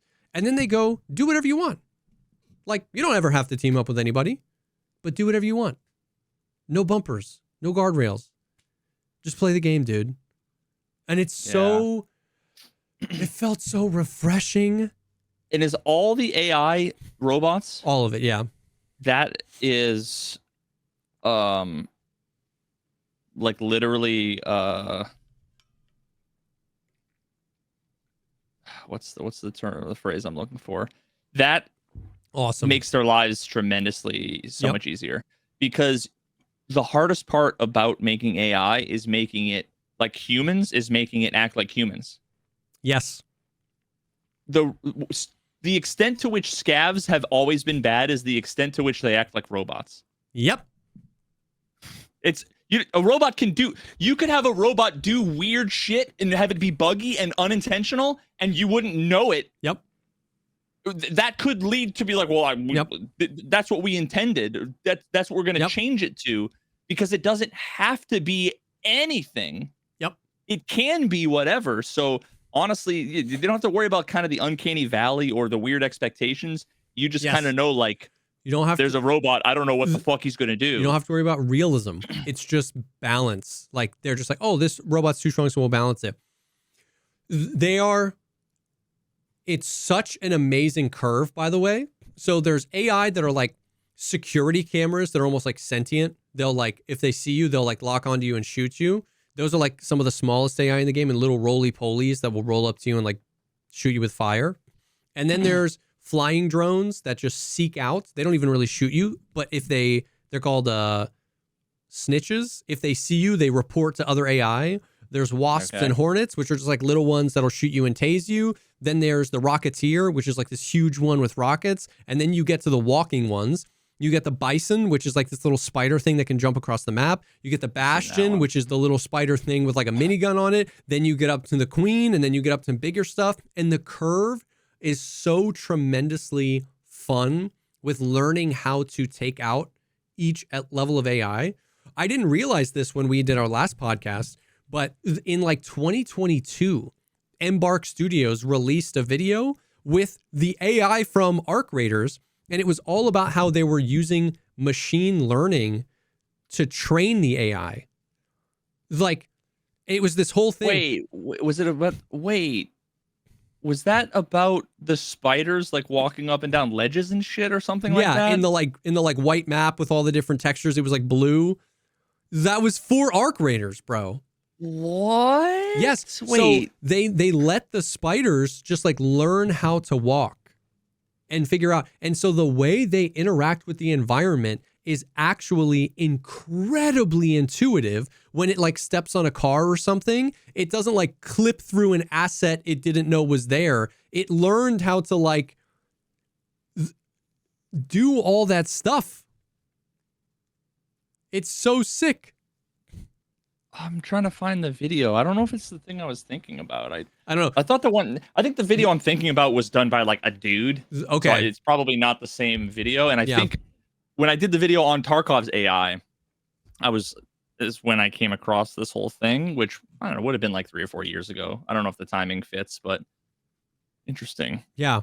So like, that's why, remember last week I was telling you about how impressed I was with how they interact with the world, where if you shoot a quadcopter in one of its wings, it will like have to reassess how to fly and then it will relock onto you. That's because they all learned via machine learning. And like in the video, they're like throwing stuff at the AI to try and like knock it off stuff. So it had to learn how to like shift its weight and like defend itself. And so it's part of why they feel so good, dude. And honestly, it's way easier to like you'll still end up with like inexplicable edge cases because if of course, it's if it's like a trained neural network, it's effectively a black box. Yeah. Now I've been out of the AI game for a few years now, so like maybe that's not maybe there's like a new meta with doing this kind of stuff, but I mean, yeah, like you kind of set it and forget it at that point. But dude, it's so sick. They feel so good. There's a few other things I want to talk about. Before we do, I do want to take a quick second and thank the third and final sponsor for this episode, and that is Turtle Beach, the mother flippin' G's. If you've been gaming as long as we have back in the day, Skyrim, Oblivion, Morrowind, all the good stuff, Halo, then you know Turtle Beach. And Turtle Beach they're still at it, man. They make some incredible products. They sent us their Stealth 700 headset here, and they're incredible. They're genuinely might be like the most comfortable over-ear headphones I've ever put on. It's like 2.5 inches of like memory foam cushioning on there. They feel incredible. I always say one of my favorite things about them is the utility of they got the gamer mic. If you need to talk, but you don't have anything else going on, if you don't have a $500 mic, but it's like, boom, now you don't look like a dude with a gamer mic. You could just like wear these on a plane or whatever. You know what I mean? They just look like headphones. It's sick. Yeah, thank God for that, because I literally did wear them on the plane when I went to Disney. And part of the reason is because of the memory foam and how comfortable they are, I can actually like wear them, have my head kind of up against the little flaps of the thing, and it's like it doesn't hurt my ears if I fall asleep with them on for a 4 or 5 hour flight. And they're like bigger, which I like, but also low profile. They're not earbuds, they're not like AirPods, of course. But yeah, dude, I've been vibing with them. I rock them to bed. But I mean, yeah, like we know how legendary Turtle Beach is. They literally like wrote the book on gaming audio, and they do a ton more stuff now. I've been seriously looking at for my dad. He's been wanting to get into sim racing. And they've got pedals, wheels, the whole nine. So I've been seriously looking at hooking them up with some Turtle Beach. So that's sick. I think they got like controllers too, maybe even flight sticks. They do a ton of stuff. The headphones are great. The Stealth 700s have an 80-hour battery life with quick charge, which is incredibly nice. They have the industry's first ever cross-play dual wireless transmitter system. It comes with two, because they're wireless headphones, 2 USB sticks, so you can plug one in your PC and one in your Xbox, and now you can just switch between them, and you never have to, like, if you play on console or PC or 2 consoles, PS5, Xbox, it's like you don't have to switch the thing. It's just boom. It's done. It's easy. And like V said, they've got a ton of other products now these days too. So you can head to Turtle Beach and use code Pogcast for 10% off your order. That is 10% off your order at turtlebeach.com with promo code Pogcast. After you purchase, they'll ask you where you heard about them. Please support our show and tell them that we sent you. Get the ultimate immersive gaming experience with Turtle Beach today. Bada bing. Yo, before I forget, I was I don't know if you ever watched Corridor Digital or the Corridor Crew. I mean, they're just like classic. They've been around forever. They make just fantastic content. Me saying that now, 2 months from now, is when we find out that they're all like war criminals or something. But my endorsement always comes weeks before. Dude, it's kind of true. But I was basically on like I wanted to find something while I was like lying in bed to like autoplay, and they have a VFX artist reacts series where they have like hundreds of episodes. I've seen a bunch of like shorts from that. Yeah. It's solid. It's every single one of them is solid. The guys are hilarious and is always like really cool stuff. Episode 171, VFX artists react to bad and great CGI. The entire last 7 minutes of the video, like the last third of the video, is about the Tarkov raid series. Really? And them doing like the flashes and the squibs and all of like the VFX around a few of the episodes of Raid. Yeah, so that was just, I thought that was interesting for anyone who's interested. Anyone who's interested in like Tarkov. What episode again? I'll go watch it. 171. Damn. Yeah, so check out that episode. It was that's wild. Neat. It was just a crossover I wasn't expecting. Yeah. That's sick. But yeah, man, so it's like Arc Raiders, the gameplay is just like, it's so guardrails off, let you play how you want to play. The AI are like, I mean, like, this is just like, it's like they read my diary with like what I hate, what I hate about Tarkov these days. Like the AI are so intuitive and natural and fun and challenging and hard, and we died a lot, but then there's a lot of like ways to learn. Another piece of it that allows for like raids to play out so tremendously differently is how much utility there is. I've talked a ton about how I wish there was better utility in Tarkov. I wish the 40 millimeter grenade launcher we had like smoke nades where you could like dunk, dunk, dunk, dunk, and then smoke off an entire area. And then that would completely change how you would play a certain fight. I wish there was more like stun.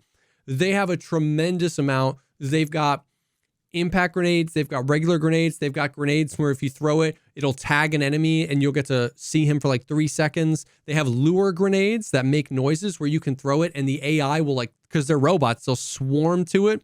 So you can like pull AI aggro onto these people. The smoke grenades in the game work tremendously well.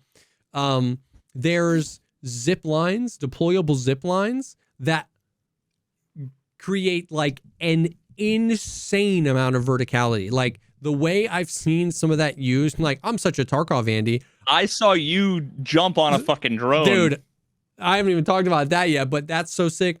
You can like, the amount of times I'll be like watching somebody else, they'll shoot somebody from far away, they'll throw a smoke like far at the person, and I'm like, why would you throw a smoke there? And then because the smoke is in between them, they'll put up a zip line and just zip all the way, and they close the gap in like 1 second. And I'm like, oh my God, that's so sick. Some of the maps have like crazy verticality. This map, Buried City, is so sick.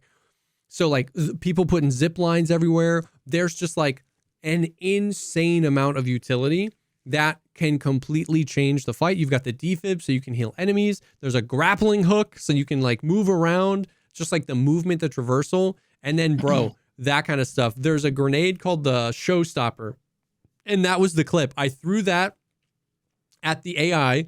It electrocuted it, so it fell out of the sky. I jumped down. I vaulted up onto the AI. It woke back up and started flying away while I'm shooting at it, standing on top of it. It's flying me around the map. And then I blow it up and break it and loot it, and we run away. Like, it was the sickest thing. This is a super interesting thing as well. This is an interesting just like little tidbit from playing an extraction shooter. Every time a player dies, it shoots a red flare up into the sky if they're outside. So it's both a PvP catalyst and a PvP warning. If you are a player that wants to avoid PvP and you're like, I have to go to the library, and then you see 3 flares go up, you're like, oh shit, maybe I should go to the library later. If you're somebody that's wanting to chase down PvP, it's like, it's actually a really sick mechanic.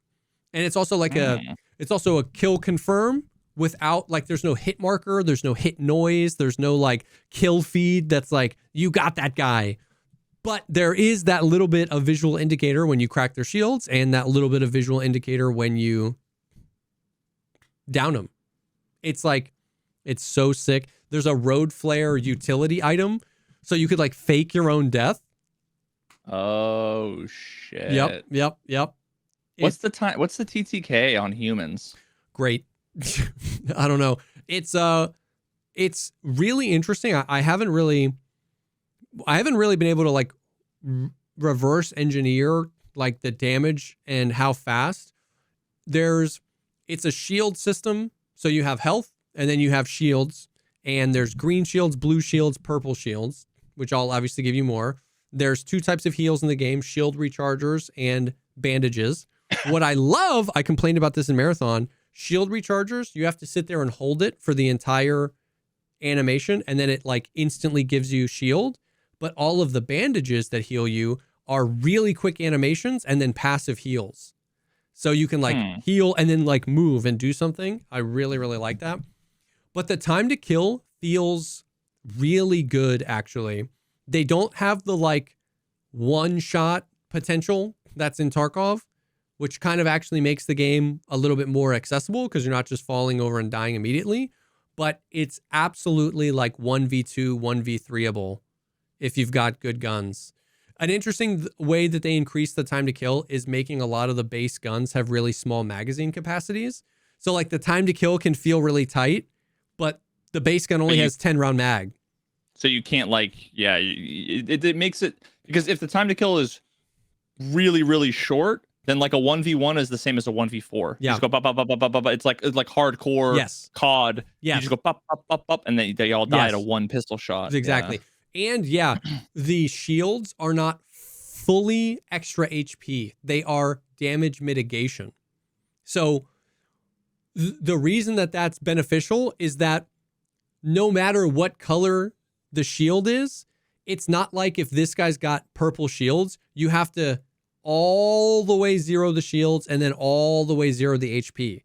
It's like it's doing that, but it's always letting a little bit of your damage through to the HP, which helps them balance the time to kill with the higher end shields without it just having to be like you have to crack the shield and then do the thing. So like that helps the time to kill a lot as well. It's the time to kill feels good. The gunplay feels fun. An interesting thing too is that they have the down but not out state. You have a lot of HP in that, which is kind of nice because there's no, when you get fully thirsted, like when you go down and somebody full kills you, you can't get rest, which is a very big distinction from games like Delta Force or Marathon or whatever. If you get full down, you're dead. But they give you a lot of HP. And since the mags have such small mag capacity, if you're overly aggressive with trying to thirst everyone you kill, you'll end up dying because the team can trade you out. So if you kill me and you've only got 4 rounds left in your mag and you use those 4 to try and thirst me, you won't thirst me. Then you'll be out of ammo. My teammate will push you and trade you out. So it actually incentivizes like fighting the alive people and like trying to like win the fight. And then the guy that wins can go around and res his teammates. I mean, there were definitely times where you got thirsted, but there have been so many games with a down but not out mechanic where I almost resented the down but not out mechanic because the person would kill me. And before I would get into the crawl animation and try to crawl away, they would full thirst me. And I was like, well, then why even have it? You know what I mean? Like, it's the illusion of being able to like crawl away, but I just always get insta thirsted. So it's nice that that happens. The attachment system is sick. The crafting system is sick. There's tons of resources. There's map events. The maps are really cool in my opinion. There's all sorts of events that happen on the maps all the time. Like in the tech test, there were like 4 different events that could happen on any one of the maps at any given time. So like there's always like fresh stuff going on. There's quests to do. They have this really interesting thing where like everything in the game can be recycled, which means you can get its like base components out of it. And then you use those base components to craft things like meds and stuff in your hideout. But then there's also like an upcycler where you can use base components to craft more rare components. And so everything always matters. It's like needing bolts for the hideout. Like bolts, metal parts are used to craft shield charges. And you always need shield charges. and buying them is more expensive than crafting them. So there's always a reason to be looting, always a reason to be picking up stuff, which is nice. They also have the best console-friendly UI I've ever seen in terms of the backpacks are small. You heard me mauled about how small the backpacks are in Marathon. The backpacks are small so that controller players don't have to like scroll, but everything in the game takes up one cell. So I could have 8 shotguns and that takes up 8 parts of my 24 backpack and it's not full, right? Marathon, the backpacks were literally like 24 cells and one gun would be 8. And you'd be like, okay, well, I can't take anything, you know? So they manage that really well. There are 2 safe spots, like secure container spots. And depending on what armor you have on, you can get a third one. Dude, it just feels, it just feels good. It's fun. There's stuff to do. The PvP is fun. The loot economy is fun. There's also a skill tree, like almost like an RPG style, three different trees skill tree, which is something that kind of helps with the extraction shooter feel as well, because you can make progress on your character even when you die, right? You might hit a new level and then instead of leveling strength like in Tarkov, you know, where you just have to play 1,000 raids, you put it where you want it. Interesting. Yeah. Which is cool. So there, dude, I don't know. Is it I watched another couple clips and I almost thought of the vibe. I think I was trying to describe the vibe last time. Is it almost like Book of Eli-esque? Yeah, kind of more colorful and vibrant, but that type of like dystopian world. Yeah. Okay. All right. Yeah. Because we didn't want to say it wasn't like steampunk exactly. Yeah. But it was kind of like. Yeah. Okay. Yeah. I don't know. Yeah, dude. Apparently, like we got 3 maps and they're all really sick. The Buried City one was so cool aesthetically, and yeah, it's like apocalyptic, but not zombie, not like dark and dingy. Like it's still the world. It's still vibrant. It's still beautiful. It's gorgeous, but it's apocalyptic and it's not like monsters or aliens, but it's robots and it's a little like NASA punk is what people call it. Isn't NASA punk was kind of like, I feel like was Starfield. Yes. It's similar vibes, but like on a modern engine and it looks good. Dude, I can't explain how much I was surprised by the game, and it's been so long. Yeah, dude, Wally is actually Wally Meets the Division is actually an S tier description. That's been too long since I played Wally. Oh, bro. Played Wally? I mean, sorry, saw Wally. Wally is the game. The game. So it's just been so long since I've been like surprised about a game, and it was so fun, and like the vibes were just so good, and everybody that played it just fell more and more in love with it. It runs exquisite. It looks exquisite. It was fun. Apparently, that was only roughly 20% of the content that they have finished. Like, it's gonna launch on console, dude. It's like it's Glaze Fest already. Like, I am hard pressed to find things in that game that I didn't like, or criticisms I have, or things that I wish they would change. Really, all I was holding on to was like, it'd be better if it was first person, and I don't even know if I believe that anymore. The game is so good, dude. My prediction is you're either gonna be like vindicated and you're gonna be like, yeah, this game is absolutely awesome, and it's gonna be like, you know, you would have been right about everything, or it's gonna come out and you're gonna be like, the game's incredible, but like, yeah, it just kind of lost its luster after a couple weeks. Not really sure if you know, like if and I'm not saying this because of any particular thing about the game. Yeah. Just like, it sounds like if it's going to fail anywhere, it's going to be the one thing that nobody can possibly know, which is long term, the longevity of the experience. Yep. Yes. That's just something that you just have to. You just can't know until you get it, until you get there. Yeah. 100%. Like, and that's the thing, is that there have been lots of games I was really excited for, that I had a high hype going in. And there have been lots of games I've had fun playing due to the novelty of them. Yeah. This is on another level. This will either be an excellent game with no longevity or an excellent game with longevity. Like, what they have, what I played is excellent. I'd play 100 hours of just that. No more maps, no more content. I would play hundreds of hours of just that. And so I agree. They are planning to do no wipes. So I don't know what the plans are for that. Yeah. But they're cooking. So that is the number one question I got. And that was exactly my answer. It's like, we literally just can't know. People are like, yeah, but are you going to have fun playing this game 300 hours in? And I'm like, dude, I don't know. I'm 22 hours in and I'm addicted. Like, that's all I can tell you. You know what I mean? Like, I don't know. All I can give you is what we have right now and how much fun I'm having. But what I can definitely say is that it is a cut above the rest in terms of how much fun I was having in the first 20 hours.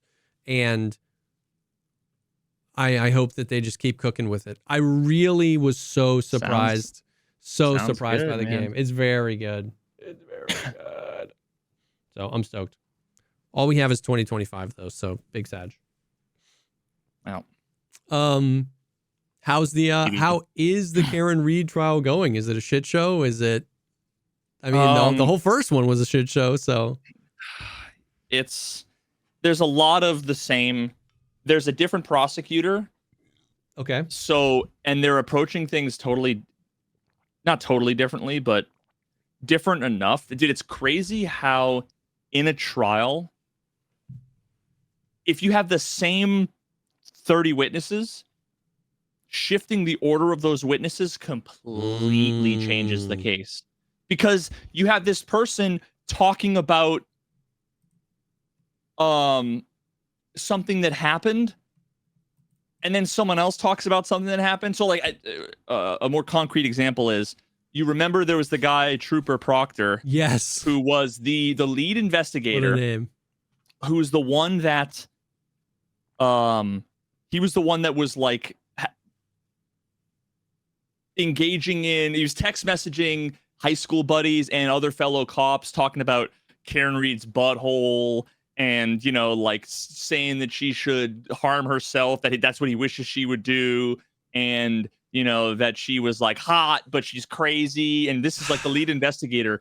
On the day of the guy was dead, he was already telling people like, yeah, it was definitely her. Don't worry, the guy who's owned the house where the body was found isn't going to catch any shit because he's a Boston cop too. You know, all this stuff. And if you don't know, Google it and go to the Wikipedia page. It's too complicated for me to possibly explain. But this time around, they kind of got out ahead of all of that stuff. Like, Trooper Proctor, the Commonwealth of Massachusetts, the prosecution, like, called him in. They had him like kind of get out ahead and like explain some of the things that he did, and, you know, how inappropriate it was and all that stuff. But since the first trial, he's been fired for misconduct on this case. So now what you have is, it's like day 14 or something of the trial. I don't even know if they're going to call him as a witness, the prosecution. And all of the state troopers and everyone involved are all like, no, he wasn't the head lead investigator. He was kind of like the case sort of manager, but, you know, like, they don't really do much. Everyone has been completely downplaying his involvement. And this whole time, so the jury is sitting here for 14 days hearing about this guy, Trooper Proctor. Every time they mention it, it's always objection. No one wants to talk about him. Who's this guy who's the lead investigator? Why are they denying he's the lead? Who is this guy? For 14 days, they don't know what he looks like. They don't know anything other than the lead investigator has his hands in everything that is like completely inept. Oh, this thing happened that is totally like not good.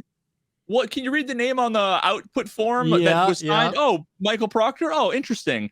You know, and they keep saying former trooper or the former trooper. and the lawyer's done a couple of times, and I know it's on purpose, where they're like, so former Trooper Michael Proctor, and it's like, they did that on purpose. That isn't a slip up, Yeah.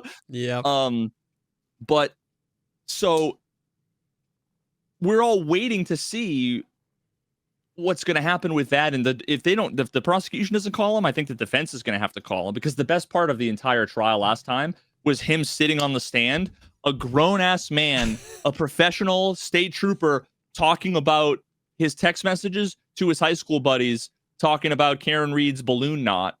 And like, and he has to read them in front of the jury. And there's hundreds of them, and he just has to read them. And it's like, and he's the guy in charge that was supposed to be unbiased. And so the order of all of this stuff is totally different. There's a lot of things where it's almost like this mystery of like, who's this person?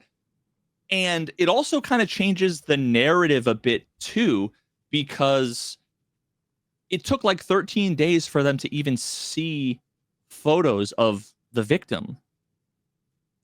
The jury? So this because the medical people they're the only ones that would be the ones that would be bringing in the evidence, because there's rules of evidence and it has to be brought in through the correct channel. So you would need like the person who did the autopsy basically would be the one that would be. So now, so they were talking for so long about all of these things, and it's all kind of like teasers. Yeah. Whereas before it was all foundation. Everyone knew for like weeks that these like 7 people were at the bar getting drunk.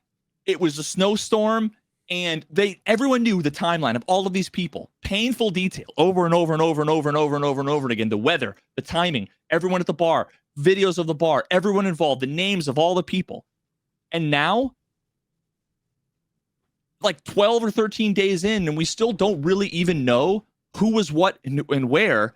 We just know that the investigation has been a complete fucking shit show, and there are these people who are like saying all this crazy things that kind of don't make sense and like contradicting themselves, and stories are changing. And finally, I was losing my mind. Like, I had to stop watching the trial, actually, like for my mental health. Like legitimately, I was like I was like an hour into a stream a couple weeks ago where I was like livid, dude. Like literally, I'm like, I want to stop the stream. I'm so fucking pissed. And it was the Google search shit that I talked about. Yeah. Because I was mad because I've been watching Emily Baker, who's a YouTuber, a great YouTuber. She's an ex-district attorney, who she's the one who's been like basically like live reacting every day to the trial. So I've been like basically watching her stuff while I've been playing fucking power washing sim and shit. But she was falling for the kind of misinformation and all this stuff, that it was like really frustrating, because like the way that I can describe it is, imagine if there's like something as serious as a murder trial, and someone was like, hey, did anybody, happen to see, what's effectively like an alibi for a person? And you're like, yeah, me. And they're like, anyone? No one? You're like, yes, me. And they're like, no one? Going once? Me, please. Going twice? I've been writing emails. I've been sending tweets, DMing everyone and their mother, because all you see all over Twitter and YouTube are all of these like really smart legal experts that are all misinterpreting the fucking Hoslong to die in the cold Google search. Yeah. And it's like, that is one of the most important aspects of the case, because it's one of the primary sort of alternate theories of the defense. And I think Karen Reed is innocent, but one of their theories is basically that like everyone at this house was all involved. And it was kind of like there's fucking 14 people that are all knew that this guy was there and that he was dead, and that everybody, was kind of like, it's this weird mass conspiracy, when really it was probably 2 guys, and everyone else was none the wiser. It's a lot more like, a conspiracy is more plausible the smaller it is. Yep. And And one of the things that we've talked about before, and I'll give like the quickest summary ever, is someone who was at the house where he allegedly, it's disputed whether or not the cop who was found dead on the front lawn of a house, whether he went into the house party or not. It was Karen Reed's on trial for basically running him over in the front yard. Yeah. And she's saying he went into the house. And they're basically, the defense is saying he went into the house and that's where he died. She drove home. And they're saying, nah, she ran him over. But one of the aspects is one of the women who's like the sister-in-law of the homeowner had Googled at 2:27 in the morning, Hoss Long to die in the cold. It was a typo. It's the meme now. Hoss Long. Yeah, Hoss Long. Now, Karen dropped him off at like 12:45, and he was found at like 6 a.m. dead on the front lawn. So if she was Googling at 2:20 in the morning, how long to die in the cold, that is like the smoking gun. Yep. The smoking gun that like some shit was going down and she was involved. I mean, that's like the most important piece of information to like validate this theory. Yep. The problem is that it's all based on a misunderstanding about one forensic document. Yeah. And the document, because the document says, this is from one of the like the leading forensic data analyst company, Celebrite. It says searched items, 2:27 a.m. is the timestamp. The search terms, Hoss Long to die in the cold. Deleted, yes. On paper, yeah, it says Google search, how long to die in the cold, 2:27 a.m. deleted. How, like, that's effectively, might as well be a Polaroid of you standing over the dead body with a bloody knife. Yeah. Going, right? Yeah. And what's so frustrating, dude, is, so imagine imagine this. You're in trial. You're just like a witness. Okay, you're not even the one on trial. And the person who's cross-examining you walks up and shows you a photo of you standing over a body with a bloody knife, and you know that that didn't happen. Yeah. You would be like, maybe, and they're like, explain this, explain it. You can't say you don't explain it. And you'd be like, maybe it's a deep fake. Maybe they're wearing a mask of me. Maybe like you start to, you get gaslit into coming up with a ton of alternate theories that are more ridiculous than the truth, which is the photo isn't real. It's not correct. Because what, like, the real explanation is she was in bed at 2:27 in the morning searching for stuff with her daughter, like sports schedules. She opened up Safari, created a new tab. And then started browsing sports stuff in that new tab for about a half an hour, and then went to bed at like 2:30. Okay. And then just hit like the home button, you know, like backgrounded Safari. So it was suspended in the background. She didn't close it. And then she went to bed. And then in the morning, Karen calls her. They go out looking. They find the body. Karen's like, oh my God, like, he's been taken away by the ambulance. And she's freaking out like, oh my God, what are the chances he's still alive? She's asking, is he dead? Oh my God. And so one of the things she asked this other woman is Google hypothermia. Like, how long does it take to die in the cold? So the other woman takes out the phone at 6 a.m. and Googles how long to die in the cold inside of the tab that she created at 2 a.m. Now, when you hit the X button on the tab later, which she did at like 10 that morning, as soon as you do that, it saves a record in a database somewhere that is like the old tabs. And the timestamp is effectively when the tab was created. And the URL is the last URL that was loaded in that tab. So now tab created, most recent URL, was this tab closed? Turns into 2:26, how long to die in the cold, and it was deleted. Which is except the deleted is more complicated. Okay. The deleted actually has to do with the way that SQLite databases work, and there's something called write-ahead log files, and it's basically like Okay. If you have a bunch of stuff that's like in a holding area waiting to be committed, the way the databases work is that like there's a lot of overhead, like knocking on the door and opening up the database. What you'd rather do is like have all the deliveries come in, get as many of them as you can, and then like open up the garage door, shuffle everything in, close the garage door. You don't want to open it, move one box, close it, open it, move. So the write-ahead log was holding on to pending changes. Well, what this report did is it basically compared the write-ahead log, different versions, different pages of it, and basically it was in the write-ahead log and not in the database itself. And the report just basically makes the assumption that if it's in one place and not in another place, it states it as deleted, but that's like a misnomer. It's ultimately what the people who make the software are doing is they're taking like raw data in databases for applications and phones that like no one is going to understand, and it spits out like human readable reports for like 17 IQ police officers doing investigations, and it tries to be like, here's relevant information. Yeah. Well, the assumption was that in this particular case, if you have a URL for a Google search in any of the databases and you go to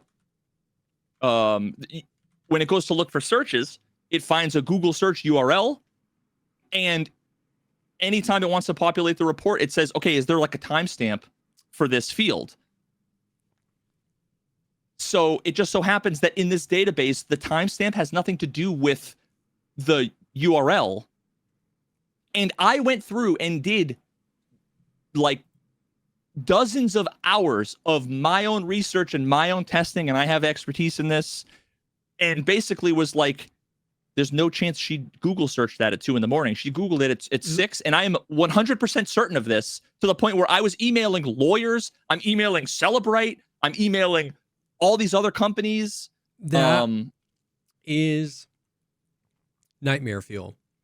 To think that independent of human intervention, the machines basically framed this woman and are by design so complicated that we can't interpret how that happened. Only a very select few people can, and none of those people are involved in this case. Like, that is so nightmare fuel. Yeah. I mean, you're literally the bloody glove. The photo of you with the bloody glove is being held up in front of you, and it's like, explain this. Yep. And you're like, I don't know how to explain it. And there are other instances of this that are like really genuinely fucking frustrating. So like, dude, you look at call logs, okay, and you say, they're like, who did you call this morning? And you're like, I called this person, I talked to this person, I talked to this person. And they're like, you also talked to your sister, didn't you? And you're like, no, I called her, but I didn't talk to her. And they're like, no, you did. And you're like, no, I know I didn't talk to her. I called her and I didn't. Well, we have the call logs that say you had a 38-second phone call that was answered. And then let's, for the jury, show how much you can communicate in 38 seconds. Start a timer and just have there sit there for 38 seconds in silence. How much information? So what went on in this call that you are saying that you didn't happen, that we have proof? But what they don't realize is that Apple phones ring for 36 seconds. And if it goes to voicemail, that's considered answered on these forms. So what it rings for 36 seconds. She's calling her sister, and then it goes, hi, you've reached whatever. Hi, you've reached whatever. Leave a message at the end. That's a 38-second phone call that's answered. She didn't talk to her. That's crazy. But I've got a thing that says you, and she's like, so then her explanation is, I must have butt dialed her. Yeah. Because I didn't talk to her. But now everybody's laughing at her like, you're such a ridiculous, lying, manipulative bitch. Who You're going to now say butt dials. God damn. Now, but the problem is that the two people who I think were actually involved and who actually did like legitimately sketchy shit, that's like indefensible. Their excuse for phone calls were butt dials. But like, we have them on camera walking back and forth at police station, like on the phone when they said that they were sleeping butt dials. And so the problem is that her butt dials laughter gets, like, the mockery gets wrapped up in that, and they're all liars. They all must be a part of it. And it's like, I feel so bad because the woman's an unlikable bitch. but she didn't murder make anybody. That call. Yeah. So having to hear this is the most frustrating shit ever. And God. It's so frustrating because it's my side who's making these arguments. Yeah. These are the people who think Karen Reed's innocent, and I agree. So that when I go to talk about this on Twitter and I'm like, guys, I'm with you, but the shit you're saying is wrong and it's based on misinformation, the response I get is, you're a shill for the McCabe family. who is it's flat earthers, dude. Who is paying you from the Mass State Police? Like, it's crazy, dude. It's crazy town. That is wild. And the craziest thing, the last thing I'll say on this is the Commonwealth's expert is the guy that works for Celebrite. Okay. The one who made the report that said deleted 227. He's the one in charge of designing and developing the reports. So he knows what the data means and where it comes from. And he said, without being paid by them as an expert, he basically volunteered on his own dime to come from Canada to sit in front of the world and say, we fucked up and our software is misleading, and we have since fixed these reports because of this exact reason. I'm telling you that this is wrong. It's bad. We've changed it. He's like, done that?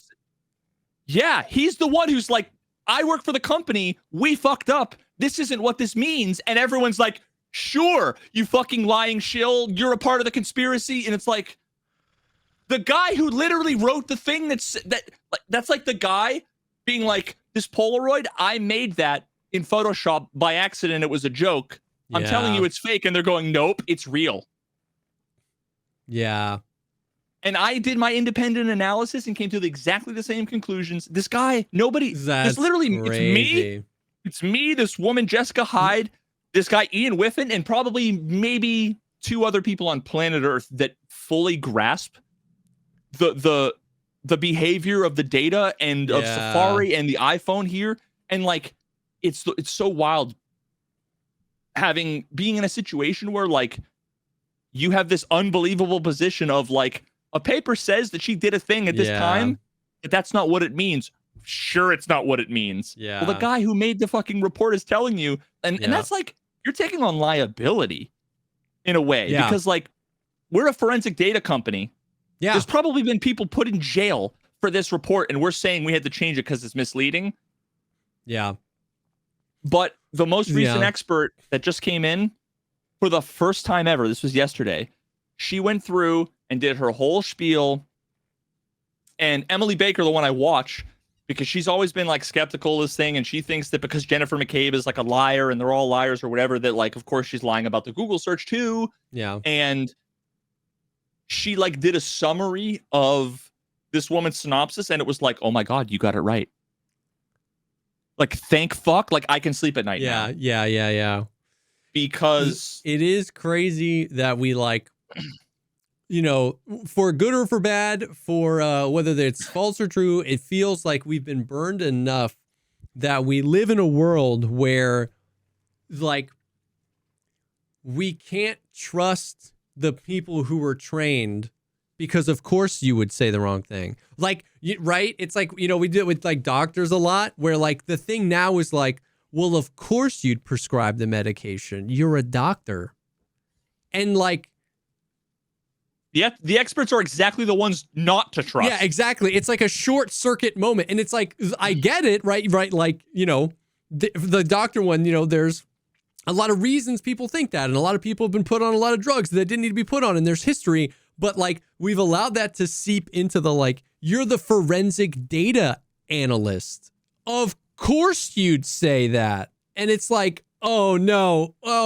It's like, if we don't trust the forensic data analyst, who do we trust? Like, do I really think this YouTuber has a better take on it than the forensic data analyst? You're like, oh shit, what do we do? We've crossed the threshold, bro. It's like the event horizon where like the people who have been trained their whole life to talk on this subject are the least trustworthy. And you're like, uh-oh. Uh-oh. Yeah. And the Free Karen Reed movement is legitimately flat Earth conspiracy. To the point where like the shit that they do to like these family members too. And it's crazy because when you look at the entirety of this story through like a more realistic lens, you see everything completely differently. Because this woman, the woman who allegedly did the Google search, she is the most unlikable, witchy, that snarky. But think about it. Imagine before the first trial, like a year before the first trial, the defense basically leaks that you did a Google search that effectively, it might as well say where to hide the body of a cop I killed. Yeah. I mean, that's literally what it means to people. Okay. Yeah. So the Karen Reed's team leaked this information. Okay. Which led to her getting like the stories of the death threats, the harassment that her family, her kids at school, like someone sent a fucking a picture of their daughter, mailed it to their house, covered in a bodily fluid, I'll say. This is and they're like teenage girls. Bro. This is the kind of, because she's a cop killer, right? So she's been dealing with this for years now. Yeah. And think about it. From her perspective, she doesn't understand the tech. From her perspective, you have people holding up a thing saying, we know, here's proof that you did a thing that you know you didn't do. Holy shit, bro. So you're going to think that they're lying, that they must be lying because because there's no reasonable explanation that this thing could be real. It's like the closest thing to coming to the movie trope of being thrown into a mental institution when you're not crazy, but being in that situation would make you sound crazy, and you're surrounded by people who are crazy. Like it's like that. It's like anything I can do to defend myself feeds into the misinterpretation that I'm lying about this. Yep. Literal nightmare. So she's got like a terrible relationship with the guy who's grilling her, gaslighting her, basically, right? So then now think about, if you're the woman and you know you're innocent, you know that all the things they're saying about you aren't true, you're obviously just going to assume that like clearly my brother-in-law or my husband or like had nothing to do with this also, even though they might have. The fact is that if they're saying I'm a NASA shill, that means when the flat earthers, I'm going to assume that FTFE and MC2 and all those other guys obviously aren't NASA shills either. Yeah. Right? Like that. The fact that they call me one makes me think that there's no chance makes they them are more either. Credible. Yeah. So you have a woman who knows that her and her entire family are innocent and their lives have been completely ruined. You're going to be like a bitch. Yeah. On the stand, like, fuck you. And every time you go to talk about the harassment you faced, objection, you can't talk about it. You get told to shut the fuck up. So it's like, but everybody looks at everything she does and everything she says as obviously it's a lie and obviously it's this and obviously it's that. But it's like the moment you realize that Google search didn't happen, now she's a fucking victim. Yeah. And it changes the whole entirety of the story. And actually, in my opinion, it allows you to come to a way more reasonable and sober view of like, it was probably a drunk cop accosting another drunk cop after they had both been hammered. After weeks and weeks of your girlfriend texting and flirting with another guy who that day was mad that he was getting ghosted by her and who probably was like, yo, your girl is fucking hitting on me because they kissed and all this stuff. And it was probably like, yo, what the fuck? One push, another push, a punch, a German Shepherd grabs the arm, he falls down, hits his head on the pavement, and he's a vegetable. Yep. And now it's like, fuck, throw him on the front lawn. And all this happened in the basement while a party was going on, and they went out the bulkhead, and no one saw him, no one knew anything. So it was probably a couple of dudes in the basement drunk Yeah. An altercation about a girl gone wrong, a tale as old as time. Yep. You know, but damn, dude. It's wild. It's just wild. Yeah. But hopefully I don't know. Hopefully justice is served and but who knows? I don't know. It's a mess, dude. There's everything's so fucked. Everything is so fucked. That's crazy. That is crazy stuff. Holy. I do have a quote. I've been wanting to close this for like a week now, and I'm like, maybe I'll save this for the podcast, maybe not. I have a quote that I had to type out. Okay. Because this was a question that was asked of that witness, the woman who is like innocent of the Google search. Okay. I'm pretty sure this was. It might not have been. It might not have been to her. It might have been to a cop. But I had to type it out because this is the kind of shit you have to deal with when you're on the stand. Okay. I'm gonna say this in exactly the cadence and everything that was spoken by one of Karen Reed's attorneys. Was there any discussion about the reason for Signal because the prosecution has been subpoenaing the phones of Mrs. and Dr. Reed, subpoenaing and seizing the phone of Miss Reed that then phones of defense attorneys had been requested to be looked at? Was there any understanding in your mind that there was the need to go to Signal to protect the defense and the integrity in the defense? What the fuck? Objection, Your Honor. Answer the question. You know what that is? Bro, you know what that is? Do you remember the text for the original Arena dailies? Coming no farther than first place while maintaining second place while playing as a scout, coming in third place on your second attempt at a last hero. Like, it's just a stroke, bro. Except someone's actual life is on the line and it's actually kind of criminally depressing. Not funny. That's. Oh, yeah. Okay. That was to like the crash reconstruction. One of the I would never. Experts. I would implode on the stand. Like, if that's. Dude, that was the fucking funniest thing ever. I'm like, I have to go back and I have to type that out. And it's been sitting in like my empty notepad.txt for like weeks now. Now I can finally close this. Yes. Perfect. Holy, that's crazy stuff. Well, dang. Well, it's good to be back. This is good to be podcasting. Whole lot of stuff. That's wild. I'll be interested to see how that continues. But yeah, thank you guys. Thank you for hanging. That is the stuff this week. We'll be back this Monday with another episode of the PP, the Patreon. And if you enjoy this content and you're interested in more, patreon.com/thepodcastpod for early ad-free access to these episodes and even additional episodes recorded every week over there. Thank you again to Mando, The Perfect Gene, and Turtle Beach for sponsoring the video. Thank you guys for being here. Thank you guys for enjoying the content. It really does mean a lot. And we will definitely see you on the next one. Pass along till next week.